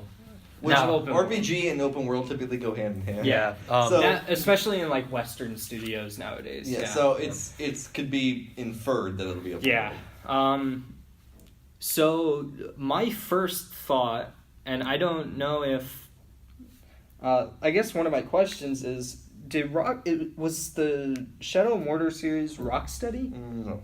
The last thing Rocksteady did was Arkham Knight. What's the studio that does the Shadow of Mordor games? Isn't it? Well, I know it's at Warner Brothers. I know that, but I can't remember the studio. Is it just like a WB studio? Something. It's nothing noteworthy. I don't believe. Which one is it? Sorry. Shadow of Mordor. Fact checker on it. Yeah, I think it's not Rocksteady. As far as we know, like Warner Brothers, they haven't come out and said it because. This news originally, this was leaked on Reddit like 2 days ago, October 1st or October 2nd. And it was... We were all sitting in the film lab when we heard about this, and we all freaked out. We're like, what's happening? Shadow of Mordor, Monolith Productions. That's right. So, also not Monolith's Soft, which is the Nintendo second party. Well, and people also thought it might have been, what was it, Avalanche. Is that are those the guys that did Mad Max? There are two. There's Avalanche that did. There's the Avalanche Studios that does the Just Cause games, and I believe there's also an Avalanche software. So I think there's a software and a studios, and they're two separate. The Avalanche does Just Cause, and they'll be doing that forever because Square Enix knows that Just Cause makes money. Yeah. Oh man. So they're also good games. Yeah, it's the Just Cause I haven't played any of the Just Cause games, so I can't say. It's like I think the concept is really cool that you could just like go in and destroy stuff, and that's fun. Yeah. But Harry Potter. Yeah, Harry Potter. I haven't seen any of the films. I mean, I haven't seen them in a while. Hung himself. Yeah, I just hung myself. But no, I haven't seen any of the films in a while. I haven't read the books. You haven't read the books. Yeah. Okay. So you have seen the movies. It's just been a long time. Yeah, it's been a really long time. You know the base plot of and I haven't seen the last film. Like so, Deathly Hallows. I haven't seen those. Oh, you haven't seen. So I've seen. That's the payoff, man. Yeah, you gotta do that. I'm just all over the place. Well, that's how I work. That's how I operate. I'm gonna. Man, you need to watch those movies before you watch Marvel's Daredevil. Yeah. Well, I don't know if that's true. Actually. No, well, Harry Potter's like a rite of passage. Well, you have to see Harry Potter and or read the books. Harry Potter and Lord of the Rings is on my watch list to rewatch. So, but with this game, what I'm interested about is the fact that Warner Bros. Hasn't exactly denied it because there was some kind of DMCA takedown when they put that footage online. Yeah. So that means that they're clearly working on something, or they wouldn't have messed with it. Yeah. So I think I kind of hope that it's Monolith working on this game because I think for one thing, Shadow of War taught us that even a great game can go bad because it went. Because I haven't played the Shadow of War or the Shadow of Mordor series yet, but I know that it got hit by the like microtransaction wave. The second one did, not the first one. The second one, yeah. That's what I mean though. Is like the first one was everybody loved it, and the second one was like, hey, let's do microtransactions, and everybody was like, what? In a single player game, like yeah, I don't know. That doesn't sound. So good. I kind of hope that it's Monolith because they made a great. By all accounts, they made a great game in the first Shadow of Mordor game. If they announce this at E3 2019 and it's a PS5, it's like a launch PS5 game, that'd be awesome. Yeah. I do think this is definitely not a PS4 game. Oh yeah, I don't think there's any there's probably at least one or two, but most of any like upcoming leaked titles or new games, they're not going to be PS4, Xbox One games. These are for the new consoles. Yeah. They might be Switch games. Could be Switch because that's a fairly new thing, but they're not going to be PS4 or Xbox One. Yeah. Those, I would say, I know it's slightly off topic, but those consoles, by 2020, they'll be phased out. I legitimately think that Kingdom Hearts 3 is going to be the swan song for PS4, Xbox One. I think we're going to get console announcements in 2019, and I think they're going to come out 2020. Yeah, like most of this stuff that we're seeing coming out now, these are like Elder Scrolls, what? Yeah, Elder Scrolls 6. 6. That's definitely. Cyberpunk is definitely going to be a PS5 launch title. Yeah. There is no way Cyberpunk is coming out on PS4. I mean, it might come out on PS4, but it's probably going to be one of those in-between games. It's going to be like GTA 5. Yes. Yeah. It's, I think and that's what I think this Harry Potter game can do, is it can be an interesting launch title for both. I just realized, didn't GTA 5 come out on PS3, Xbox 360? Yeah, it came out in 2013. Yeah. I just had this like moment of realization. Oh no, I was Lord. freshman in high school. Yeah. Man, I wasn't even in high school yet. In middle school. I was in 7th grade when that game came out. Harry Potter. I just had this like massive headache because of that realization. But this game, back to Harry Potter. Yeah. Well, there's not much we can talk about with this game. I did want to say with this game, there was a little bit more news on it. They said it's not based on any of the books or movies. Which is awesome. You do not play as Harry. You play as a character you create, and you are a 5th-year student. I will lose my mind if Harry Potter is not a part of this. Oh, he will for sure be in it. Yeah. My question is, what are they going to call it? They're going to call it... Like the Wizarding World of Harry Potter or something like that? So let's think. Hogwarts something. Yeah, so yeah, that's what I'm thinking is like if we're going by like Middle Earth, Shadow of Mordor, I think like by the way, if WB keeps doing like they have like all of these series that they could do like side stories in instead of like trying to do the actual like movies and stuff like that. I think this is a great model, like doing a side story in Harry Potter. You don't like. There's no reason to take the movie and make it a game. Like you look at Spider-Man, for example. Yeah, exactly. They could have just as easily just taken the Homecoming plot and made that a game, but they made something. And it would have been a crap game. Yeah, because most of the time, games based off of movie plots. Yeah. There's no reason. Yeah, I think this is a terrific like same way with the Batman Arkham series, like the. So, anyways, And that makes me think also, speaking of that, there's no way that Rocksteady's doing this, because I'm pretty sure they're doing some DC Comics there. Yeah, Rocksteady is not making this game. I think you're probably right. Yeah. I think... I'm trying to think, because like Shadow of Mordor, it was Middle Earth Shadow of Mordor. So like, we can't expect like a completely similar... like naming convention, but I imagine not Harry Potter. No, it's not Harry Potter and the whatever it is. No. And it's probably not going to be Fantastic Beasts and blank. Oh, it's going to be something I am slightly concerned for this game though, because the state of the Harry Potter world since Deathly Hallows Part 2 came out hasn't been as matched in quality. I mean, this is an entirely whole discussion. I still need to see Fantastic Beasts. I've heard good things and I've heard bad things. I will say that the quality control, it's become... Now, we tend to avoid politics on this show, but J.K. Rowling has become much more vocal on the series, and she seems to be... When the series first came out, there wasn't exactly a whole lot of diversity in the series, and she seems to be kind of... Oh, no, retconning she seems to be retconning it in just so she can seem like she had it in there. Yeah, sounds right. And I think, and Fantastic Beasts seems to be so focused on making sure that the world has that it's forgotten about what it is. Like Fantastic Beasts, that first one I thought was just going to be Newt Scamander finding creatures in the Harry Potter world set in the backdrop of that world, and now this new one seems to completely ditch that for what is essentially just a prequel to Harry Potter. If you were going to do a Harry Potter prequel, I would rather have that and Dumbledore be young Dumbledore be the lead. I don't want a Harry Potter prequel featuring a character you never heard mentioned in the Harry Potter movies. That doesn't make any sense to me. I think that works. I'm trying to think. There was a prequel that came out, like Rogue One, for instance. Mm-hmm. You never hear about those characters. Well, you only hear about the team. It doesn't make sense because you just hear the rebels got it. Yeah. This is different because everything in Harry Potter is a tight-knit group. That's true. And you would have thought when they have all those flashbacks about Dumbledore's life in Deathly Hallows, you would have think, oh yeah, by the way, Newt Scamander, I got him to go take out Grindelwald for me, or whatever. You would think that's mentioned. Yeah. So especially since Grindelwald and Dumbledore are so closely tied. Harry Potter video game. I think WB has done a good job of quality control on their games so far. So I think and we can pretty easily expect Arkham combat in this game. Oh, for sure. Probably with more magic flashes. I would expect maybe not Arkham combat. I would think. Did you ever play Infamous on the PlayStation? Ooh. I'm expecting to be sort of like that with a wand, where that kind of just with less parkour like Infamous. Yeah, I think if this game is an open world game, it's gonna live and die by how big the world is and how easy it is to get around. Do you think it'll be a Fantastic Beasts game? Because that screenshot did have some kind of magical creature in it.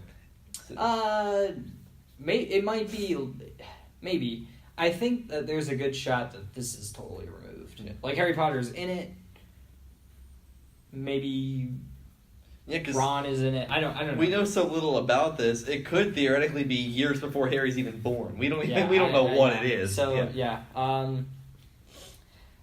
I'm excited. I hope this game is good. I will buy it day one. It might make me a PS5 day one purchaser. I can tell you now, I'm not playing. I'm not buying an Xbox 2 or whatever it is, because I'm not a part of the Xbox ecosystem. All sorts of things. Yeah. Oh yeah. Infamous Second Son, good game. Yeah. Ahmad's looking at the Infamous series right Hopefully now. we get a new Infamous game on the PS5. Yeah. I hope so. Yeah. Hopefully we're still doing podcasts by the time this game Yeah. comes out. Well, I mean, we'll probably. Hopefully, we're still doing it by the time the PS5 comes out. Yeah, exactly. So, anyways, movies. We got a special. It's for the this Spider-Man episode. special, gang. Spider-Man special surprise. We are ditching, all of us each bringing a topic. Last week we wanted to talk about I wanted to talk about the Sam Raimi Spider-Man trilogy, but we got hung up on Joaquin Phoenix's Joker and the DC universe and all of that garbage. Now we're gonna talk about some more garbage. Because because not only are we talking about the original Spider-Man trilogy, which we will have a terrific argument about, I'm sure. We are also going to talk about the Amazing Spider-Man 1 and 2 movies, Homecoming. We might throw in some Venom. We haven't seen it. It's not out yet. I don't think any of us are gonna see it this weekend. Yeah. Maybe that'll change. I don't know. I have no idea. And don't forget Into the Spider-Verse. And yeah, we're going to nerd out on that trailer too for Into the Spider-Verse, because let me tell you, that trailer is awesome. And probably just an early warning, spoilers for any appearance of Spider-Man, because it's probably going to be... Yeah, except for the Spider-Man video game. No Spider-Man video game spoilers, and obviously no Into the Spider-Verse spoilers, since it's not out yet. We will talk more about Spider-Man PS4 at some point. Also talking about the future of Spider-Man with Spider-Man Far From Home. Yeah. Oh, yeah. We'll have to talk about that, a photo that just dropped? I mean, yeah, there have been set photo after set photo. Oh, about the one with didn't something drop with Jake Gyllenhaal? Yeah, Jake Gyllenhaal. We'll put the We'll put the images up on the screen. So I guess it's apt to start with the original Spider-Man trilogy. We gotta start. I'm gonna give my feelings first because I'm in the minority.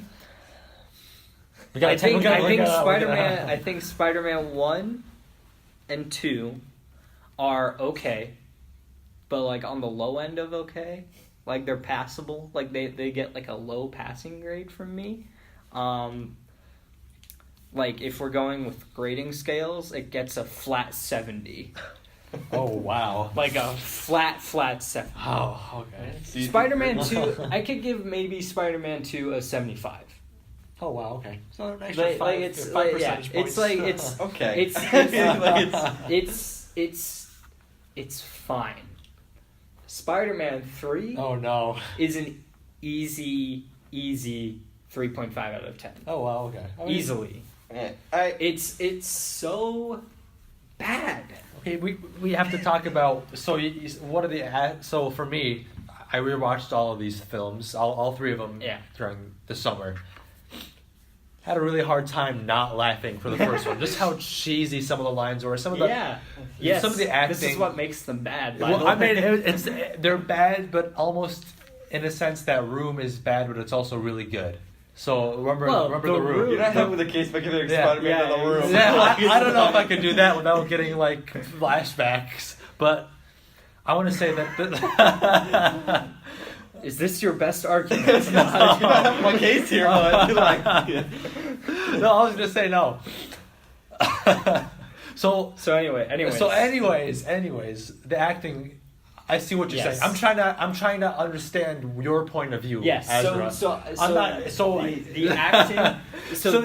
Although the acting and lines is poorly written, and it's obviously a Sam Raimi film with some of the editing sequences you have. It's not bad. It's not bad for a film that came out in 2002. So you just hit on something very important. Yeah. The writing and the acting is bad. I hate the Star Wars prequels. No. Why do I hate them? The writing and the acting is bad. We will cover the prequels at some point. We will talk about those. So this is different episodes. The acting for the Spider-Man films, yes. J.K. Simmons is a revelation. He is one of the greatest superhero. He is the highlight of the. He is the only good cast member in the entire. Hey, Vanessa Redgrave's okay. I'm gonna that, and I actually like James Franco.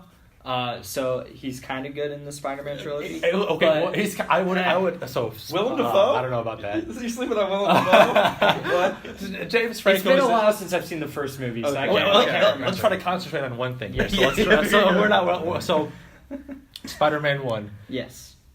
technically doesn't hold up. The CGI doesn't. Yeah, I look, watched a video with some scenes from that, and I'm like, wow. The this CGI is old. just blatantly horrible, and like even back then, I feel like they would agree with the same with us. Probably. Like even so, it's not that the fact that it came out in 2002. It's people back then would agree that the movie. I mean, the characters. Like I'm taking an animation class and seeing really good animation with characters that have like animated characters that have heft to them, that have sort of physical like a feeling to them. Like, but some of the scenes in Spider-Man 2, how the movements, him flinging from tower to tower, just it doesn't seem like he has any weight or gravitas to him. So the other thing is that like you see a movie like X-Men.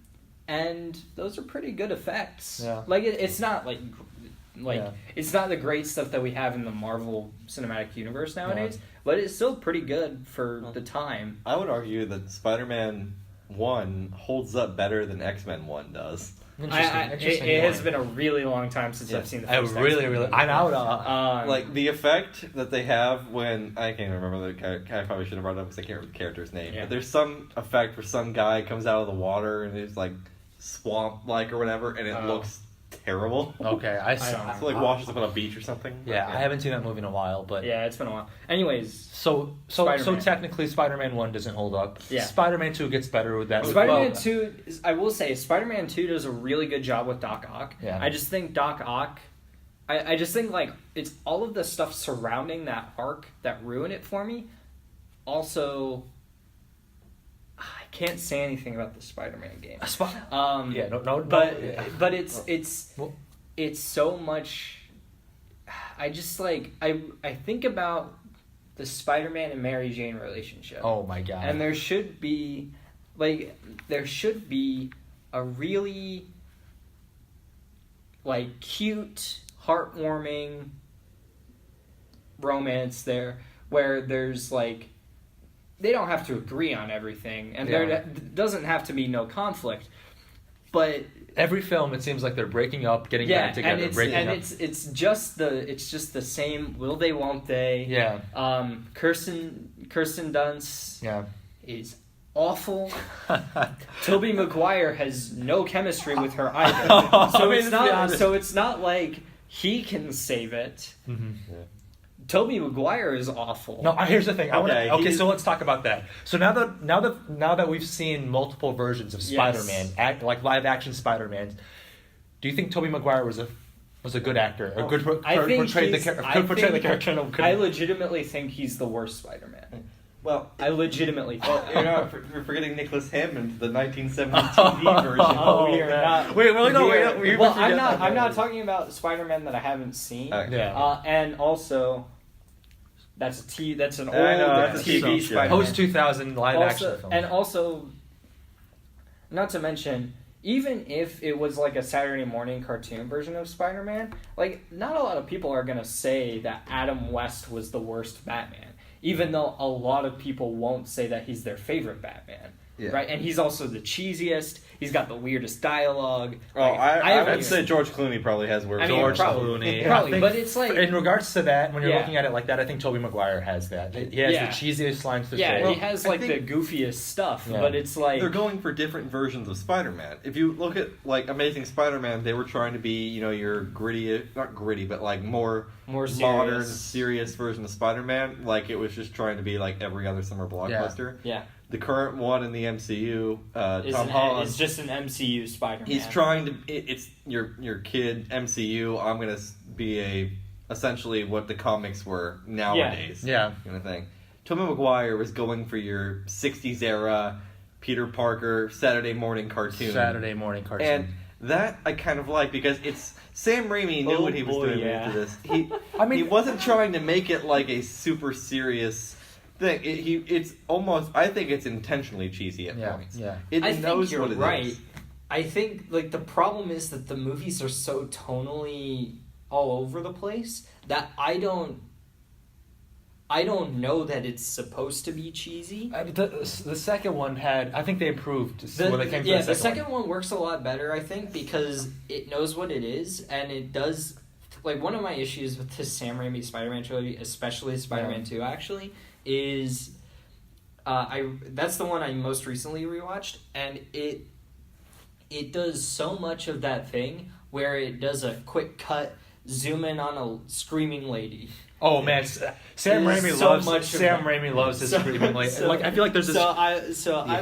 I'm super cringy. Yes, and I'm like, why? In a good way, though, right? I mean, here's the thing. No. But, like, no. There's a shot. There's a part in the original Spider-Man where it was when they're fighting in the cityscape and, like, after the Stan Lee cameo happens, where Green Goblin's flying away on this, like, half-broken glider, and he goes, "I'll get you, Spider-Man!" Oh like, that is what it's supposed to be. It's supposed to be a cartoon. That's what it's supposed to be. Yeah. But then you have all of these other scenes that are pretty good with Willem Dafoe and his, like, relationship with, like, his inner self or whatever it is. And it's like, you have these two things that you're trying to have at the same time, where you have, like, this legit character drama and then this other, like, goofy Saturday morning TV superhero special thing. Yeah. And I'm like, you can't have these both at once. We're forgetting also that this is an era where the MCU did not exist. I mean, Where if this was the only Spider-Man we had seen, we probably would be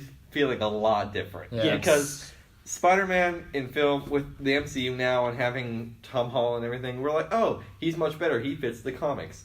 Yeah. Back then, this was the best superhero movie we had gotten, next to the original Superman movie. And X-Men. And X-Men, which, if you go back and watch that, no. I mean, all of the X-Men movies except for 3 and... Don't say Origins. I mean, I'm gonna Origins. And Origins. Origins is a guilty pleasure. Okay, we need to do an X-Men special. We will do an X-Men special coming your way, guys. But next week. So, anyways, we're gonna. Okay, so Spider-Man 2. Yeah. Had its dramatic. It really, I think, it balanced. It did dramatically and comedically. It did the best job of all of the movies. Yeah, because you got to think about the train. When he stopped the train, that scene was pretty dramatic, and how he was sort of carried up by all these people in the train. That was pretty dramatic, and it also had its comedic. Yeah. Let's move on to Spider-Man 3. Spider-Man 3. Now, this is where it's going to get interesting. This is where it falls apart for me entirely. Anything that you guys are going to say is going to fall on deaf ears. I'm just going to say right now. Spider-Man 3 had very well done sequences. I think so. Oh, for sure. Yeah. So, I mean, I'm thinking about... this is okay. The sequence where Sandman becomes Sandman is great. So also the sequence in the beginning with Spider-Man and James, I can't even remember his name. Harry Osborn. Harry Osborn, and them sort of fighting it out. I hate how they use the plot device of him getting amnesia. Yeah, I forgot about that. As a kid, I always thought that was cheesy. I'm like, that's it. Like, as a kid, before I even knew anything about, like, filmmaking, I was like, this is such an easy way out. It's just give this character, make him forget about the last 2 films. Honestly, I will agree with you. It is definitely the weakest of the trilogy. Yeah, I will give you that. Which makes it the weakest Spider-Man movie. But they I don't know about that. We'll get to Amazing Spider-Man 2. So obviously they try to balance. This was essentially an Avengers for villains before there was an Avengers. Real Sinister Six. This was like 3 villains. So villains they try to balance all these villains, and it happens so fast. Like, also, Spider-Man is his own villain. Yeah. I think the whole movie is rendered invalid because of the Saturday Night Fever sequence. Interesting. Yeah, it's not. I legitimately think that especially whole movie is bad because of that sequence. People think that sequence is a highlight of the film. Okay, if I don't know what people are talking about. They're also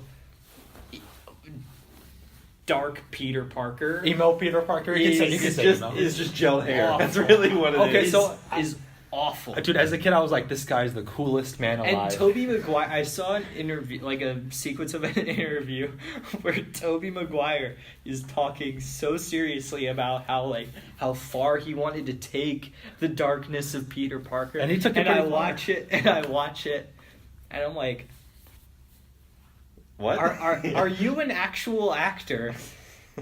No, you're not. Okay, so let's talk about Venom. Topher Grace. I didn't have a problem with him as a kid until the end, until he got the. So I think that sequence, that whole thing where he's talking to God and he's like, "I want you to kill Peter Parker." That's what as a Christian, I'm like, dude, what are you talking about? Where is this movie It's a well going? done scene. No, isn't that how it happens in the comics too? I think so. I think it was. They were trying to go off of that for that. I mean, sequence. it works for the character. I think that actually, I think Venom is the best part of the movie. He's not like his comic self, but none of the villains were exactly like their comic selves in this trilogy anyway. I think the characters had. I think the movie had potential. If it had potential, if it had better writing, right. I think it would have worked. I think you're right about that. Yeah, but it would have worked if I mean, the writing for the film was better because the symbiote Spider-Man is such a cool concept. It was a cool concept, and also I thought Sandman worked. It's sort of how they tied it into his father's death. Like each of the individual storylines, they work well. Yeah. I think it's the fact that they try to put all three in one movie. And like all of a sudden they have a meeting in the alleyway, and they're like, all right, let's team up and kill Spider-Man. But that's the Saturday morning cartoon thing. It's like, we're gonna go get Spider-Man. Yeah. And I like that when the tone is clear. Yeah. But the rest of the movie is a friggin' dark drama about these characters who are going through breakups and all these, and Spider-Man is infected with this weird symbiote thing that's gonna like drive him away from all of his friends. Like, you can't have these two tonally fundamentally different things at the same time. It does not work, and it makes Spider-Man 3 a horrible movie. I mean, I do really like some of the shots they've got. Some of the shots were, I think, really well done. That one where he's on the bell tower and with like his like kneeling or whatever. I want a poster of that because that is a beautiful shot. I mean, the posters for the Spider-Man trilogy are great posters. Oh yeah. Yeah. I love the original one where they had that came out in like 2000 with the Twin Towers in his eye. I love that poster. Yeah. I really like the one. I think it's Spider-Man 2 where it's him and Mary Jane swinging. Oh, I think that's beautiful. Also, Spider-Man 2, a really, I think maybe an overlooked scene. I mean, the scene with, the sort of surgeons trying to take Doc Ock's. Oh, that is great. That horror. I think it works. Yeah. I just could do without the screaming ladies. That's Sam Raimi though. He loves he's flexing his horror muscle. That can't be an excuse that it's Sam Raimi. Yeah. That doesn't work for me. It's like a director making a bad movie. Yeah. Does not like, and them having things that like are a staple of them as a director does not mean that their movies are better because. I know, but I'm sort of stating so you see the screaming ladies. The director's trademark. It's trademark. Like, for example, if you go back and watch his the Evil Dead trilogy, and you watch that scene in Spider-Man 2, it is very clearly an homage to his Evil Dead. That's all fair. I just think like the screaming ladies make that scene lesser because of when, like, some of the scenes reminded me of Psycho with how they have the close-ups of just the female screaming in their mouths and everything. If they had done that scene silent, it'd be a heck of a lot. That scene silent would be perfect. Like with just ominous music playing, it would be a great scene. Yeah. But it's just like, Spider-Man 2 really. I think it's considered to be one of the greatest. It's the best original Spider-Man movie. I will give it. I don't think you're gonna have anybody disagree. Yeah. Spider-Man 3. So wrap it up, sort of this sort of Sam Raimi. Spider-Man 3 as a kid. I mean, horrible movie. No, it wasn't a horrible movie. I'm gonna have to stop you there. But if we're comparing it to the other superhero movies of that era, it's not nearly as bad. Oh my god, no! I mean, compare that to like Ghost Rider or Daredevil, it is much better. Nick Cage. Maybe. But I haven't seen those movies. There's a Nick Cage reference for the week. Yeah. Every week we're gonna have a Nick Cage. Oh, there's gonna be even more Nick Cage later. Oh yeah. So I'm gonna talk. So to wrap it up. Spider-Man 3, I would compare to the prequels. As a kid, grew up with them. Nowadays, if I go back and watch them... I think that is a thing. I think you guys watched them when you were like, what, 8, I mean, something I was like 10 when I saw them. Yeah, I watched them when I was like 12, 13, something. When you're 12, 13, and you're used to, like... decent writing and stuff like that. Yeah. You watch those movies and you're like, nope, not good. Yeah. But the ending with Spider-Man 3 where he's getting pounded by Sandman, that for me as a kid was really heart-wrenching just to see him sort of have his arm up in the air and just sort of, gasping. I think that movie has a decently put together plot line. The rest of it just falls flat. And then we didn't even talk about the whole Harry Osborn thing where he blows his face up and then and it's like 2 scenes later he's back on. He was back. And the fact that there's barely any scarring. Yeah, barely any scarring. He's pretty much fan on the off. And the problem with Spider-Man 3 was Sony's interference. Probably it's not. I don't blame Sam Raimi. It's the fact that the studio came to Sam Raimi and said, "Hey, Venom is popular. Make sure he's in your next movie." Yeah. When I believe he Sam probably Raimi, just wanted to do Sam. Yeah. Actually, I thought it was Mysterio is the what he wanted to do. Oh. Really? I would have liked to see Mysterio, but no. They should do Mysterio in the next. They already are. Are they? In Far From Home. That's isn't it Jake Gyllenhaal? Yeah, I think I've heard conflicting reports. Well, we'll get to that. Yeah, we'll get to that. So there's also Scorpion to worry about too. Well, and I've also heard at some point maybe Kraven's going to show up. Yeah. Frick. Yeah. So don't make another Spider-Man movies. Anytime I put too many villains in it, that's the curse. As we'll talk about, we'll get to. So don't screw this up. Sam Raimi films. If you want to get a dosage of early 2000s, watch those films. Yeah. Cheesy, fun. I like them. Yeah. Even though Azra doesn't. Yeah. I think it's okay that people like them. Yeah. I just go back and watch them and I'm like, why? I mean, no. Why do people like this? I agree with you. I went back and watched it and I'm like, wow, I actually like this as a kid because some of the lines were like laughably cheesy. They're laughably horrible lines. But I still love them. They have a special place in my heart. So 2 things I want to say before we go on to the next part. First thing I want to say is, I will admit, as much as I like these movies, I think Peter Parker has some worse dialogue than Jar Jar Binks does. Yeah, I would agree with that. I think you're right. Yeah. I think you're right. Which is, I'll say this, I'm not the most Jar Jar Binks hater, so, but like I am... Darth Jar Jar. Darth Jar Jar for episode 9. Episode 9, please. Yeah. I will wave that flag. I really want Darth Jar Jar. I would have rather seen that than what they had for Last Jedi. Anyways. I'm going all over the place. Yeah, anyways. The last thing I wanted to say for that was, if you go back and look it up, kind of a cool, old thing to look up, is the original Spider-Man movie came out in 2002. But it got delayed. There was originally going to be footage in it of the at the Twin beginning Towers. of Spider-Man webbing a couple of robbers' helicopter in between the towers. Yeah. That footage was deleted, but you can still see some if you can track down the original trailer. And the footage actually looks really cool. Yeah, it's just because 9/11. Yeah, you're not doing the Twin Towers anymore. And it's not. I don't believe it's on the DVD or the Blu-ray. So the only footage of it I think you can find is in that trailer. If you're a big Spider-Man fan and you want to see a little bit of history, check out the trailer. Neat. Yeah. So we're gonna move on to a completely different episode. So this is post 2010. Post 2010, when superhero movies are good now. Are getting good. Yes. MCEU, Iron Man, everything came out. This film came out only a few months after the Avengers came out. Really? The first one. Oh yeah, that's a good point. Wow. And when I saw the first movie, for one thing, I really liked it. I was also riding on an Avengers high, so I was like, superhero movies are great right now. And I mean, I'm probably still riding that high. I'm always going to be riding that high. So the first Amazing Spider-Man movie, I really like it. I rewatched it like a year ago or something. Still really like it. I think the writing's pretty good. I think there's there are like bad lines in basically everything. But I think most of it is pretty good. Andrew Garfield, Emma Stone, I think they have pretty good chemistry. I don't think it's like the best chemistry ever, but I think they work together and they do a good job with like what they're trying to do.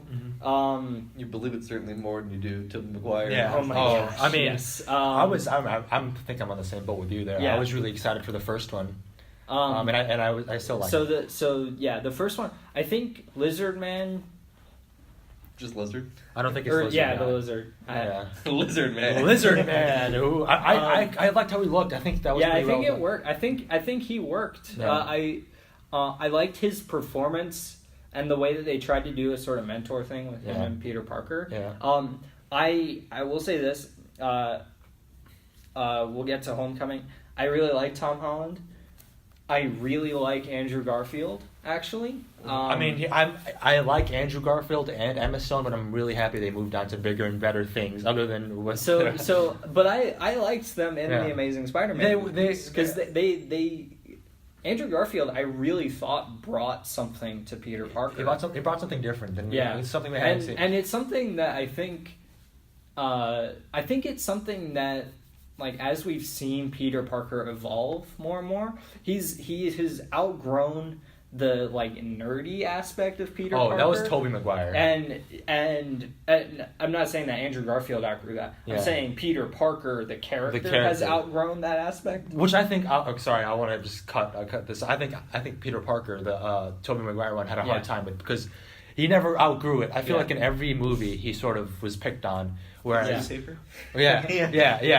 was picked on. He never outgrew that sort of nerdy thing. But Andrew Garfield outgrew it. Yeah, Andrew Garfield outgrew it. And nowadays, when we see Peter Parker, we're not seeing the nerdy, like, oh boy, yeah, Peter Parker. We're not seeing that. We're seeing a sort of socially awkward, stuttery Peter Parker who's sort of nervous around people and doesn't have a real grip on his emotions and stuff. Yeah. Which I think is a much better character than the like awkward, horrible crying and I think that's because Spider-Man's grown with the times. When it was created, like your comic book fans, your stereotype comic book fans, where you're your stereotypical nerd kind of person. Yeah. And I think that's what, like we had said, we're trying to be a comic book or a Saturday morning cartoon. That's what Tobey Maguire's portrayal was.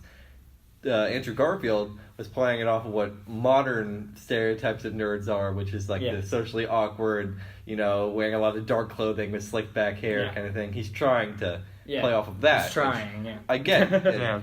I really liked, I don't know, I liked the first Amazing Spider-Man movie.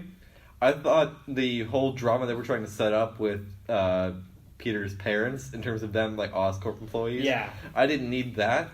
But overall, I liked. I liked the way it looked, and I liked the characters. Yeah, I liked the characters. I think the writing did a good job. I will say, I think I am a little done, and I'm glad they're not really doing this anymore. I'm a little done with the whole superhero thing of, like, my girlfriend's dad doesn't want me to date her, but who cares? Like, I'm a little done with that. Like, just date her. It doesn't really matter. That's kind of gone away. So, I think Amazing Spider-Man did a good job. I really liked it. I did like the thing that they did where, like, he revealed himself to Gwen Stacy's dad and then he died. Like Gwen Stacy's dad dies. I think that's a really good thing. Yeah, I mean, it's been like, it's been a while. But I want to say that the relationship... He was going to die from the start of that movie. It's not a spoiler. I want to say that the relationship worked. I believe this one more than the Sam Raimi. So much more. This one, the chemistry was a lot better. And I think a lot of it has to do with Andrew Garfield and Emma Stone's performances, because I do think that the movies would not work if they did not have the talent that they have. Those movies live and die by their casts. So let's get to Amazing Spider-Man 2 when we're talking about that, because I think the fundamental difference that we are going to have is that you guys are going to probably rag on the story and the plot line, and I'm going to be thinking about how awesome a job Andrew Garfield and Emma Stone did the entire time and not care about those things. I agree with that. My problem is that it's not memorable. Like, I've watched the movie and I can barely remember the plot. Oh no, I'm with Sarah on that. X-Men Apocalypse isn't memorable, but I like that movie fine. I'm not disagreeing with you on that. I don't think it's necessarily like, I don't think Amazing Spider-Man 2 is a terrible movie. I think it's the weakest Spider-Man movie. But I still would have I much prefer Spider-Man being in the MCU. Yes. But if that wasn't an option, I would have been okay with them continuing on the series. I kind of, before they did the whole Spider-Man and Civil War thing, I was like, bring on Amazing Spider-Man 3. I like these. Yeah. Honestly, I would have, as much as I like Tom Holland, I would have been interested in just seeing Amazing Spider-Man just join the MCU. That's what I wanted initially, but I knew that they couldn't do that. It's too hard to do. Like, how do the Avengers not exist in the Amazing Spider-Man universe? Amazing Spider-Man 2, I'm with Sarah on this one. Not really memorable. The only memorable part was the clock house. So the clock tower scene, I believe. So I guess my question is, what Spider-Man movies do you like more than Amazing Spider-Man 2? All of them. I would say, so for me, if not... You like Spider-Man 3 more than Amazing Spider-Man 2. No, so it's part of it is childhood nostalgia, and part of it is also because single-handedly of J.K. Simmons as J. Jonah Jameson. So Spider-Man J.K. 3. Simmons just saves the whole Spider-Man trilogy. Pretty for much. You? I mean, for me, He is next to Heath Ledger as the Joker, my favorite superhero movie casting of all time. Yeah. I mean, that's fair. I mean, he's perfect. Like, as a kid, I was It's this is perfect. But I mean, I certainly agree with you there. Spider-Man 3 is more memorable for me. I remember more about that movie, and I have seen it was a longer time ago that I've seen it than Amazing Spider-Man 2. Yeah, and I remember that. I will say the Rhino is pretty weak in Amazing Spider-Man 2. Paul Giamatti as the Rhino is atrocious. Yeah, but I thought Jamie Foxx worked well as the Cable. I liked not Cable. Electro. Cable was Cable was Deadpool. Yeah, Cable was Mr. Thanos. Mr. Thanos. His legal name is Mr. Thanos. They even have a little Easter egg in Deadpool too. Anyway, off topic. So I think that, but I also think I really liked Harry Osborn in that movie. Yeah. I really liked the other Electro. Yeah. I just I felt like that movie it's certainly not the best Spider-Man story or anything, but it's definitely it's a good movie, and I think that's sort of all I wanted was it's just it's a passable Spider-Man movie, and I can watch this and enjoy it. And spoilers, the death of Gwen Stacy I think is actually really well done. Oh, I agree. I think the last scene with the Rhino is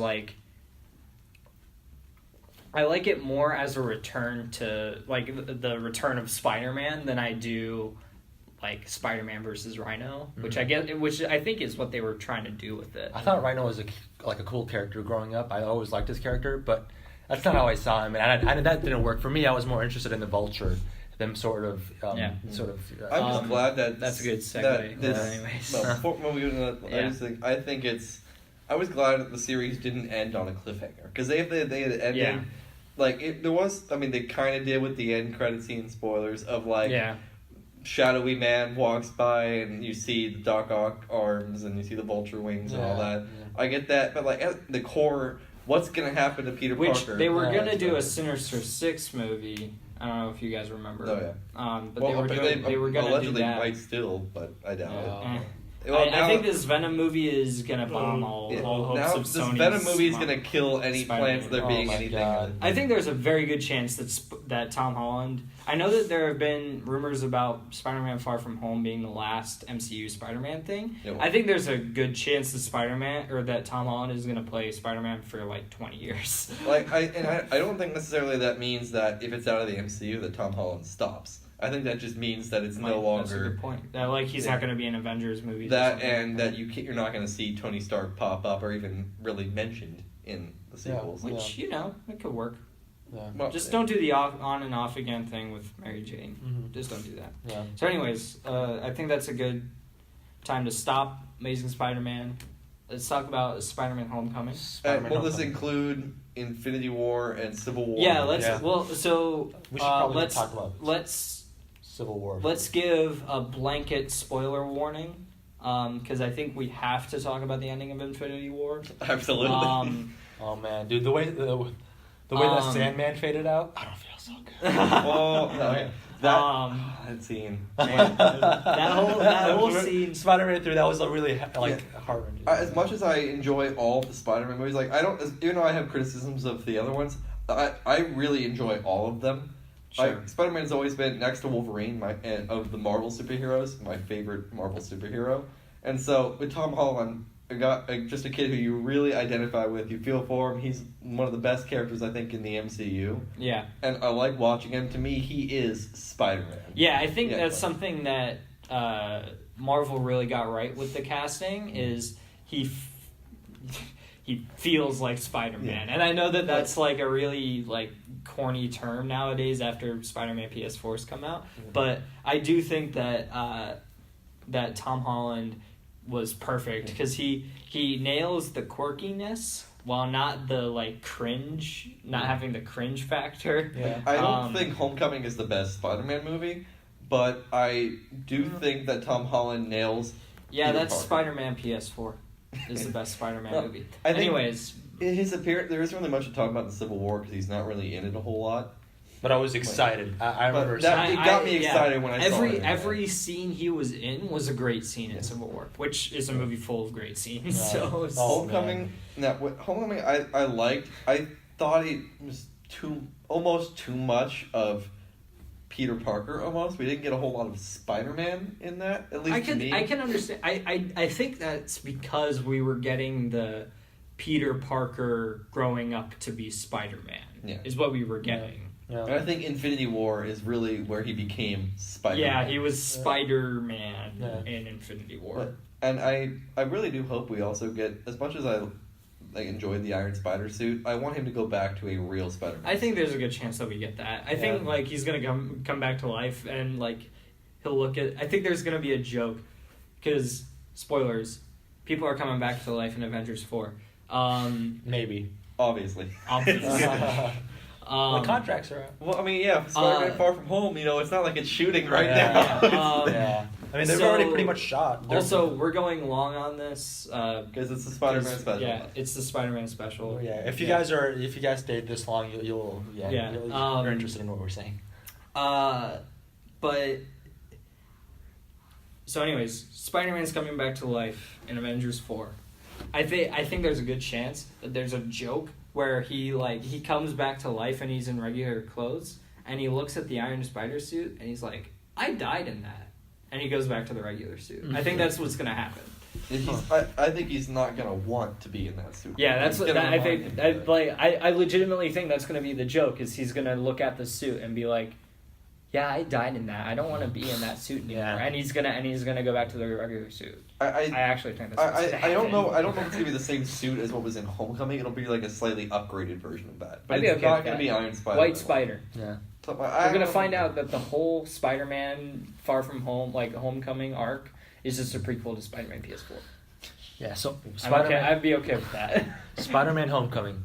I think I didn't see it when it came out. So I sort of saw it a couple months after, yeah. I think I saw it a month later. So the hype had already kind of died out, but I had wanted to see it because I heard so much about it. It's a really good Spider-Man really good film. movie. No, I mean, thankfully it wasn't spoiled for me. So all the Michael Keaton stuff later on in the film. Oh yeah, I'm really glad I didn't go into that movie knowing what happens, because I think the moment where you find out that Michael Keaton is what's her name? I should remember this. I can't remember. Yeah. Okay, well, fact checker. Peter Parker love interests. Yeah. Not Mary Jane. No. Mary Jane's not in it. Allegedly, it's MJ. Well, yeah, she's MJ. Yeah. It's gonna be Tom Holland ex Zendaya all over. It's done. That's the romance. That is just Tumblr written all over that. Yes. And it hurts that that's. I think Liz Allen. Liz Allen. Liz, that's right. Yeah. Zendaya was Michelle. No. Yeah. I don't know why they didn't just make her Mary Jane. I think they were worried about fan backlash. Yeah, but she's MJ. There's fan backlash. It's over. The fan backlash already happened. Yeah. She should just be Mary Jane. I think what they're gonna do is we're gonna find out that she's Michelle Mary Jane. Her middle name is Mary. Yeah. Or I think maybe she's just I don't like the name Mary Jane. Her middle name's Michelle or something. Yeah. I think that makes sense. I think, I thought she was a little, I didn't really like her character as much in Homecoming. I thought, she didn't really feel like Mary Jane to me. Mary Jane always kind of... For me, my issue was, she was literally just there to spout snarky lines. And that was it. She didn't actually contribute anything. Actually, none of the school kids, aside from, what's his name? Ned. Yeah. None of them did anything. Ned is the best school kid in the whole movie. Ned's scene in Infinity War is one of my favorites in the movie. It's a great moment, because he's Ned secured holy crap, we're all gonna die. That's a great moment. He secured some screen time for Infinity War. I commend him for that. I think Yeah, We're I all think, gonna die. I actually really like the Peter Parker and Ned relationship. Yeah. I do think you have to separate yourself from, like, Spider-Man. Yeah. Because if you're a Spider-Man fan, you didn't really know Ned going into the movie. But he actually offers a lot to the movie that, like, you don't understand if you're just watching it for, like, the Spider-Man MCU stuff. Yeah. Did you guys sort of Marissa Tomei as Aunt May? How do you guys? I think she did a fine job. What do you guys think about that? Yeah. With a younger Peter Parker, it makes sense that there'd be a younger Aunt May. Aunt May, yeah. I do kind of think it's funny, all the jokes online about her being like the hot Aunt May. Yeah. But at the same time, it fits, and I get partially why they probably did that is so that they could have the joke with Tony Stark. I think that's partially why that's they did probably that. it. They were casting for Civil War, and they were like, so we're going to introduce Peter Parker. We're probably going to have Robert Downey Jr. show up in Peter Parker and Aunt May's apartment. Who are we going to, like, cast as Aunt May? Who works in this scenario? They needed somebody young Aunt May. young enough so that she'd be the hot Aunt May, but also somebody old enough so that Robert Downey Jr. could hit on her. Exactly. I thought Aunt May worked in Homecoming. I think it all worked. I just think it's interesting because it's like a more modern Spider-Man, even an Amazing Spider-Man, and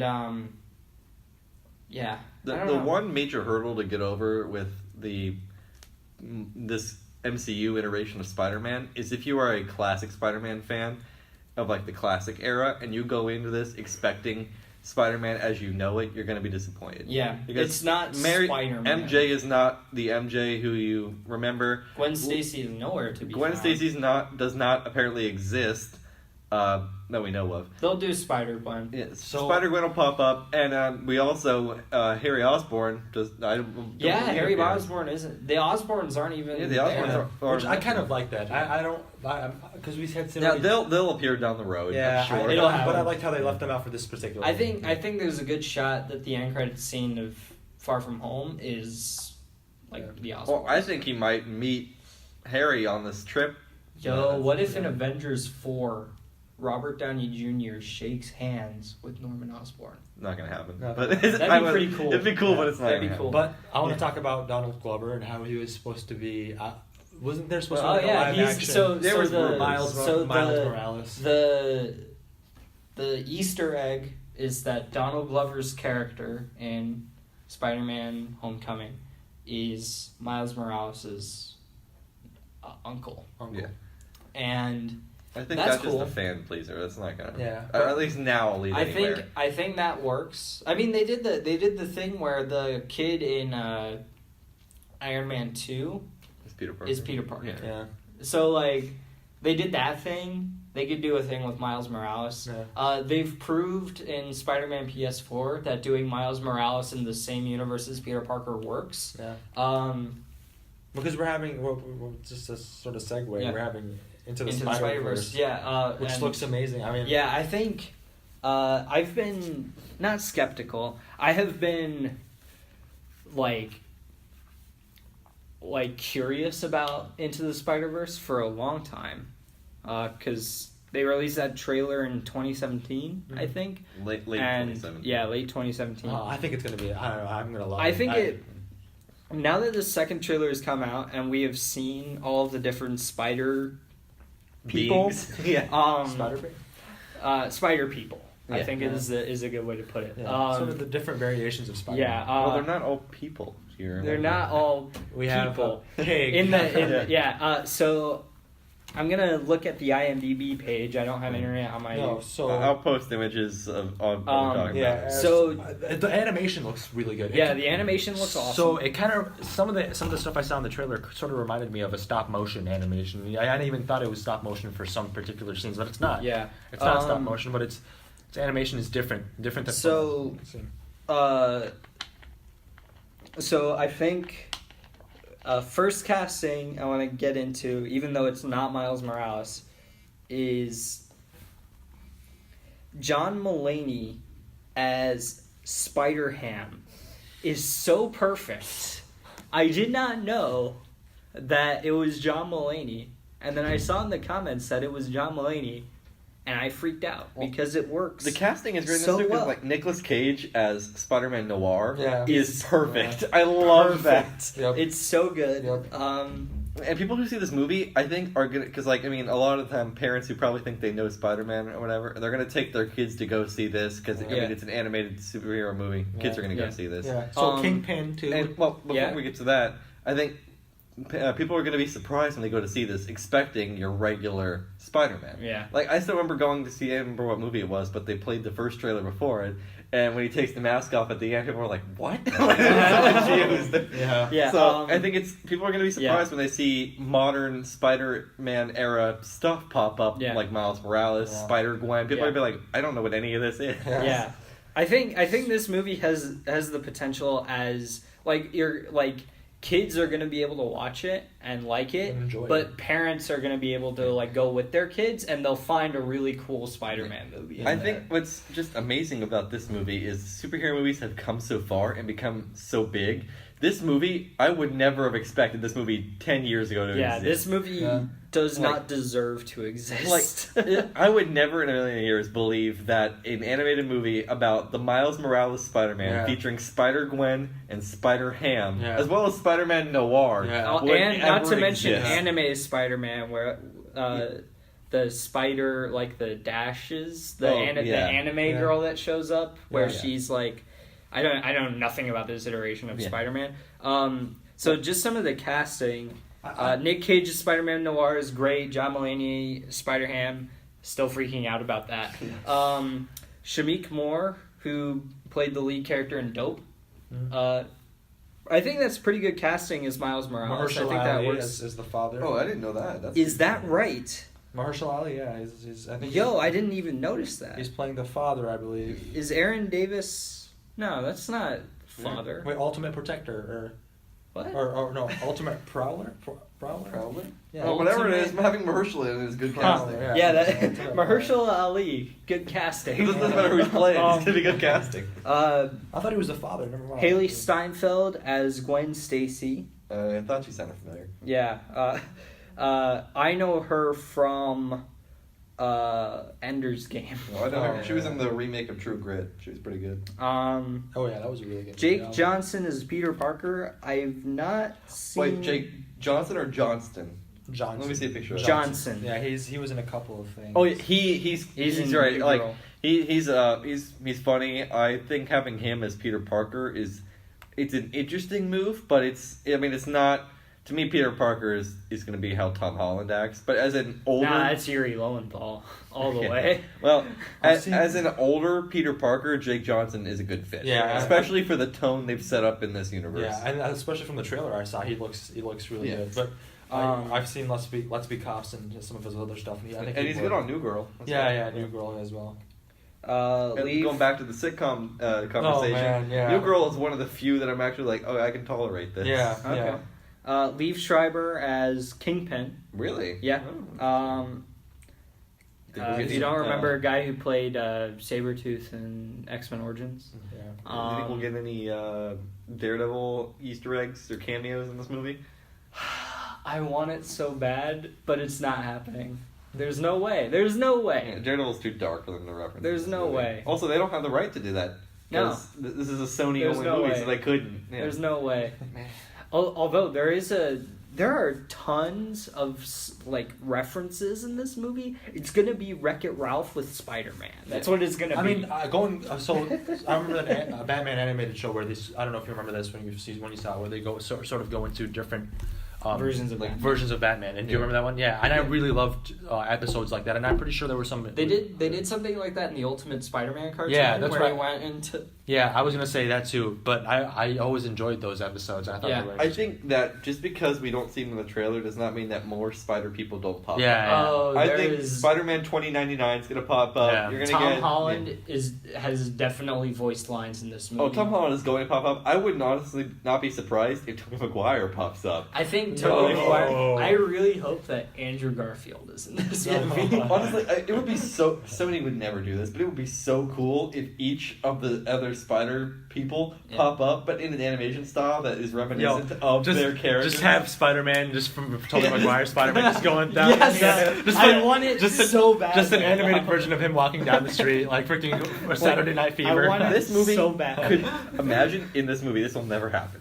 But imagine in this movie if they establish because this is the first real movie where we've seen the Marvel multiverse become a thing in a movie. Imagine in this they set up the fact that the MCU is just one universe that exists in the Marvel multiverse. I am freaking out so X-Men, hard. Amazing Spider-Man, Spider-Man 2002, and like all the other old Marvel movies. Yeah, I would respect Sony so much more. I would like everything else they did messed up with. They would have been redeemed. Yeah, if Tom Holland comes out of some time portal and he ends up in this, that's perfect. Yeah, I think this movie stuff. has the potential to redeem the Sony Spider-Man franchise. This movie has the potential to redeem Sony and superhero franchise. Honestly, I would be happy not watching any other superhero movie after I watch this, if that's what happened. Like this also comes out it's either like 1 or 2 weeks after, or maybe even the same weekend as Aquaman. Oh, I can tell you right now, I'm going to be going to see this instead of Aquaman because this is Aquaman is going to be hot garbage. This is We're not going to talk about Aquaman right now. Yeah, that'll be it's a topic for I want to touch on 2 things. We're going to touch on the negative first. Venom does not look good.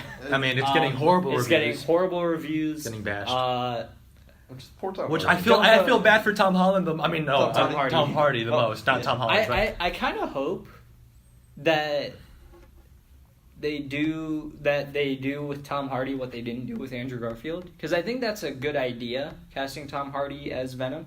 I just think you need to put him in a Spider-Man movie, and you need to make Spider-Man the villain instead of whatever scientist is going to be the villain. I do think what's good about now, it feels bad to say this, but I think I'm actually kind of glad this movie failed. Because I think that locks in the fact that we will be getting Tobey Maguire in more MCU Spider-Man movies. You mean Tom Holland? Tom Holland. Yeah. I do think they start with all you know is they start with Tom. That's all you know. I think too many Toms. Now that this movie didn't do good, because if this movie had done well, Sony would just get cocky and be like, okay, we don't need Marvel anymore. We'll go do our own thing.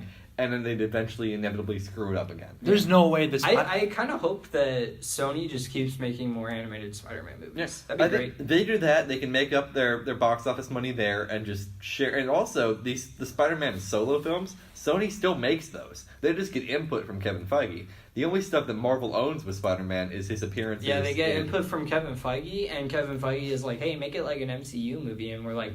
And they're like, we can do that? And I'm sure he has creative control, too. Yeah. Some creative control. There's no chance that Kevin Feige does not have his hands in every part of that movie. No, he is... he's producer on that. Probably. Yeah. But, yeah. So... there was no way. And then, I just never... honestly, even before then, I had hope... I had hope for this movie. But I mean, when I thought about it, there was just... what's the tagline? The world has enough heroes... For Venom? Yeah. The world has enough superheroes. So something like that. But I mean, he's gonna end up being a superhero in himself because he's gonna be. What's the villain? Riot. Apparently. Riot. So he's turned into a superhero pretty much because he's fighting the villain. Which Agent Venom is a neat idea. Like that whole where the symbiote becomes a superhero is a cool idea. And I get they're trying to kind of do an homage to Lethal Protector, I guess, but. One, how do you do that without Spider-Man? What this movie should have been is, honestly, this would never happen, but if this was a tie-in to the Andrew Garfield universe, and he's the Spider-Man in this world, and he just swings in at some point. I think that's what this movie... I think this movie was going to be what Suicide Squad was trying to be, but then they lost Andrew Garfield, and there's no coming back from not having Spider-Man in your Venom movie. If it's just Venom is the main character, and then Spider-Man just pops up every now and then... That would have, and Venom's just doing his own thing, and Spider-Man will pop up in a few scenes. Yeah. That would have been cool. I think also if this movie wanted to kick off Venom right, you don't start off with a character who looks almost exactly the same as Venom, which makes them all look like they're just pointless CGI blobs. Yep. You do Carnage. Carnage stands out. He's this bright red symbiote that is extremely violent. You have Carnage be the villain. That's probably what Carnage. I want to see Carnage. Well, and apparently in the casting, I don't know if some fan just put this on here, but on IMDb, Woody Harrelson plays Cletus Cassidy apparently in the movie, which is the alter ego of Carnage. So Wait, Woody Harrelson is in this movie? Yeah, they in the reshoots they added him in.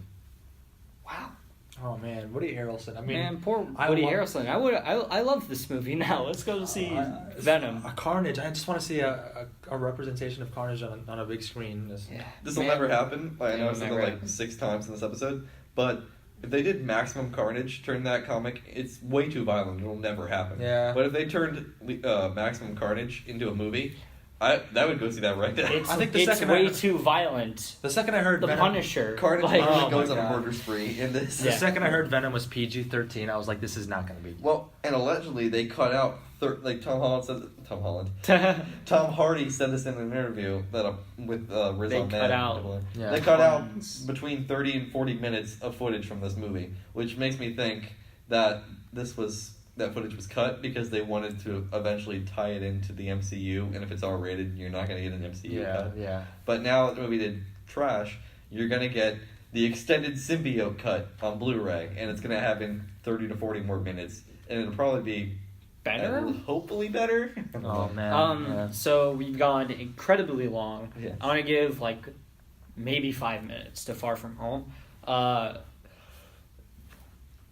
I don't see a realm in which this movie is bad. There's no way it's bad. I think the only way that it could be bad is if Tom Holland and Zendaya do not have any chemistry. Mm-hmm. But I think we've already seen that they do. So, yeah, I have hopes for this movie. Yeah. I think the only thing they could do wrong is we're hearing a lot of stuff about potential villains. Yeah. If they do too many villains in this movie, we've seen twice before, that does not work with a Spider-Man movie. You've got to pick one and stick with it. Unless you're Spider-Man PS4. Unless you're Spider-Man PS4. But that also, being a video game, you have more time to pad it out. You have more time to pad it out. I think that... Yeah, I think you're right. With a movie, when you're trying to fit all that time into 2 hours, it doesn't work. Spider-Man PS4, where you can... Just say, this is a side mission. This is this character. Although, you've got time. Something to point out, the Spider-Man PS4 is, all of the cutscenes add up to 2 hours 45. Only 2? Oh, okay. Well, all of the cutscenes. No, if this spoils anything, don't tell me. But for some of the characters, some of the villains, are they just in that beginning scene and they're relegated to side missions, or are they all your bosses? So all of the villains in the game... Mm-hmm. have a cutscene tied to them at some point. Some more than others. But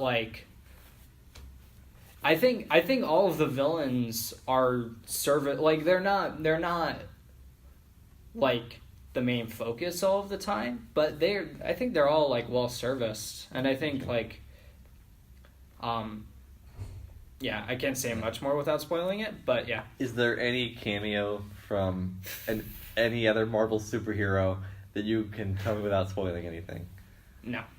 Yeah. Legitimately nothing. There's I'm sure you've seen Avengers Towers in the game, the Wakandan Embassy. Strange. There is a ton of the Marvel hero Marvel World. Yeah, Marvel World references, but nothing, no actual hero. Which I really wanted Daredevil to be in the game, and he's not in the game. I think they're definitely building a universe. We're gonna get the MCU equivalent in the video game universe. I really want Matt Murdock in a Spider-Man game. That'd be awesome. I'd like to see him appear in Spider-Man Far From Home, but that's not gonna happen. I want Yes. Yeah. Let's do Charlie Cox in Spider-Man Far From Home. Yeah. Let's do it. We're gonna convince Marvel on this podcast. We'll start to email them. Yeah. I think they could do it. I just think Peter Parker gets drunk over in Amsterdam, and Matt Murdock has to bail him out. Exactly. That'd be great. I have to catch a bus, so we're gonna wrap this up. But Spider-Man special. It was good. You'll have to do another super. We went really long. I'm going to bite Sawyer's head off about maybe cutting this out and putting it on its own segment on YouTube or something. That'd be cool. We'll do a whole master podcast as usual, but I think maybe the Spider-Man special we went on for so long that we can justify putting it as its own thing. Obligatory like and subscribe. Tell your friends. Tell your friends. That's the third episode of the Cate-Cast. I'm glad we've made it this far. We'll see you next week. We'll have interesting topics. I suspect not a lot's going to happen between now and next week. We could be wrong. There are theories that a Nintendo Direct is going to be next week, and it's too early. I there's evidence I can tell you about tomorrow. I'll probably be talking about Halloween again. Because they're re-releasing the first one. Oh yeah, Halloween, yeah. Oh yeah. Well, we might. Well, let us know in the comments what you think about the idea of having a Halloween special. Not necessarily just about the Halloween series, but in terms horror of movies. Horror Halloween season kind of stuff. Yeah, man, we it's love gonna be horror movies. Oh man, I mean we have to because it's Halloween. It's Halloween. You got all of my topics are gonna be like, hey, look at this Halloween Casper special. the Friendly Ghost. Hey, it still fits. Yeah, it's still Halloween. Thanks for listening, everybody. I'm Ezra. I'm Ahmad. And I'm Sawyer. We'll see you next time. Bye.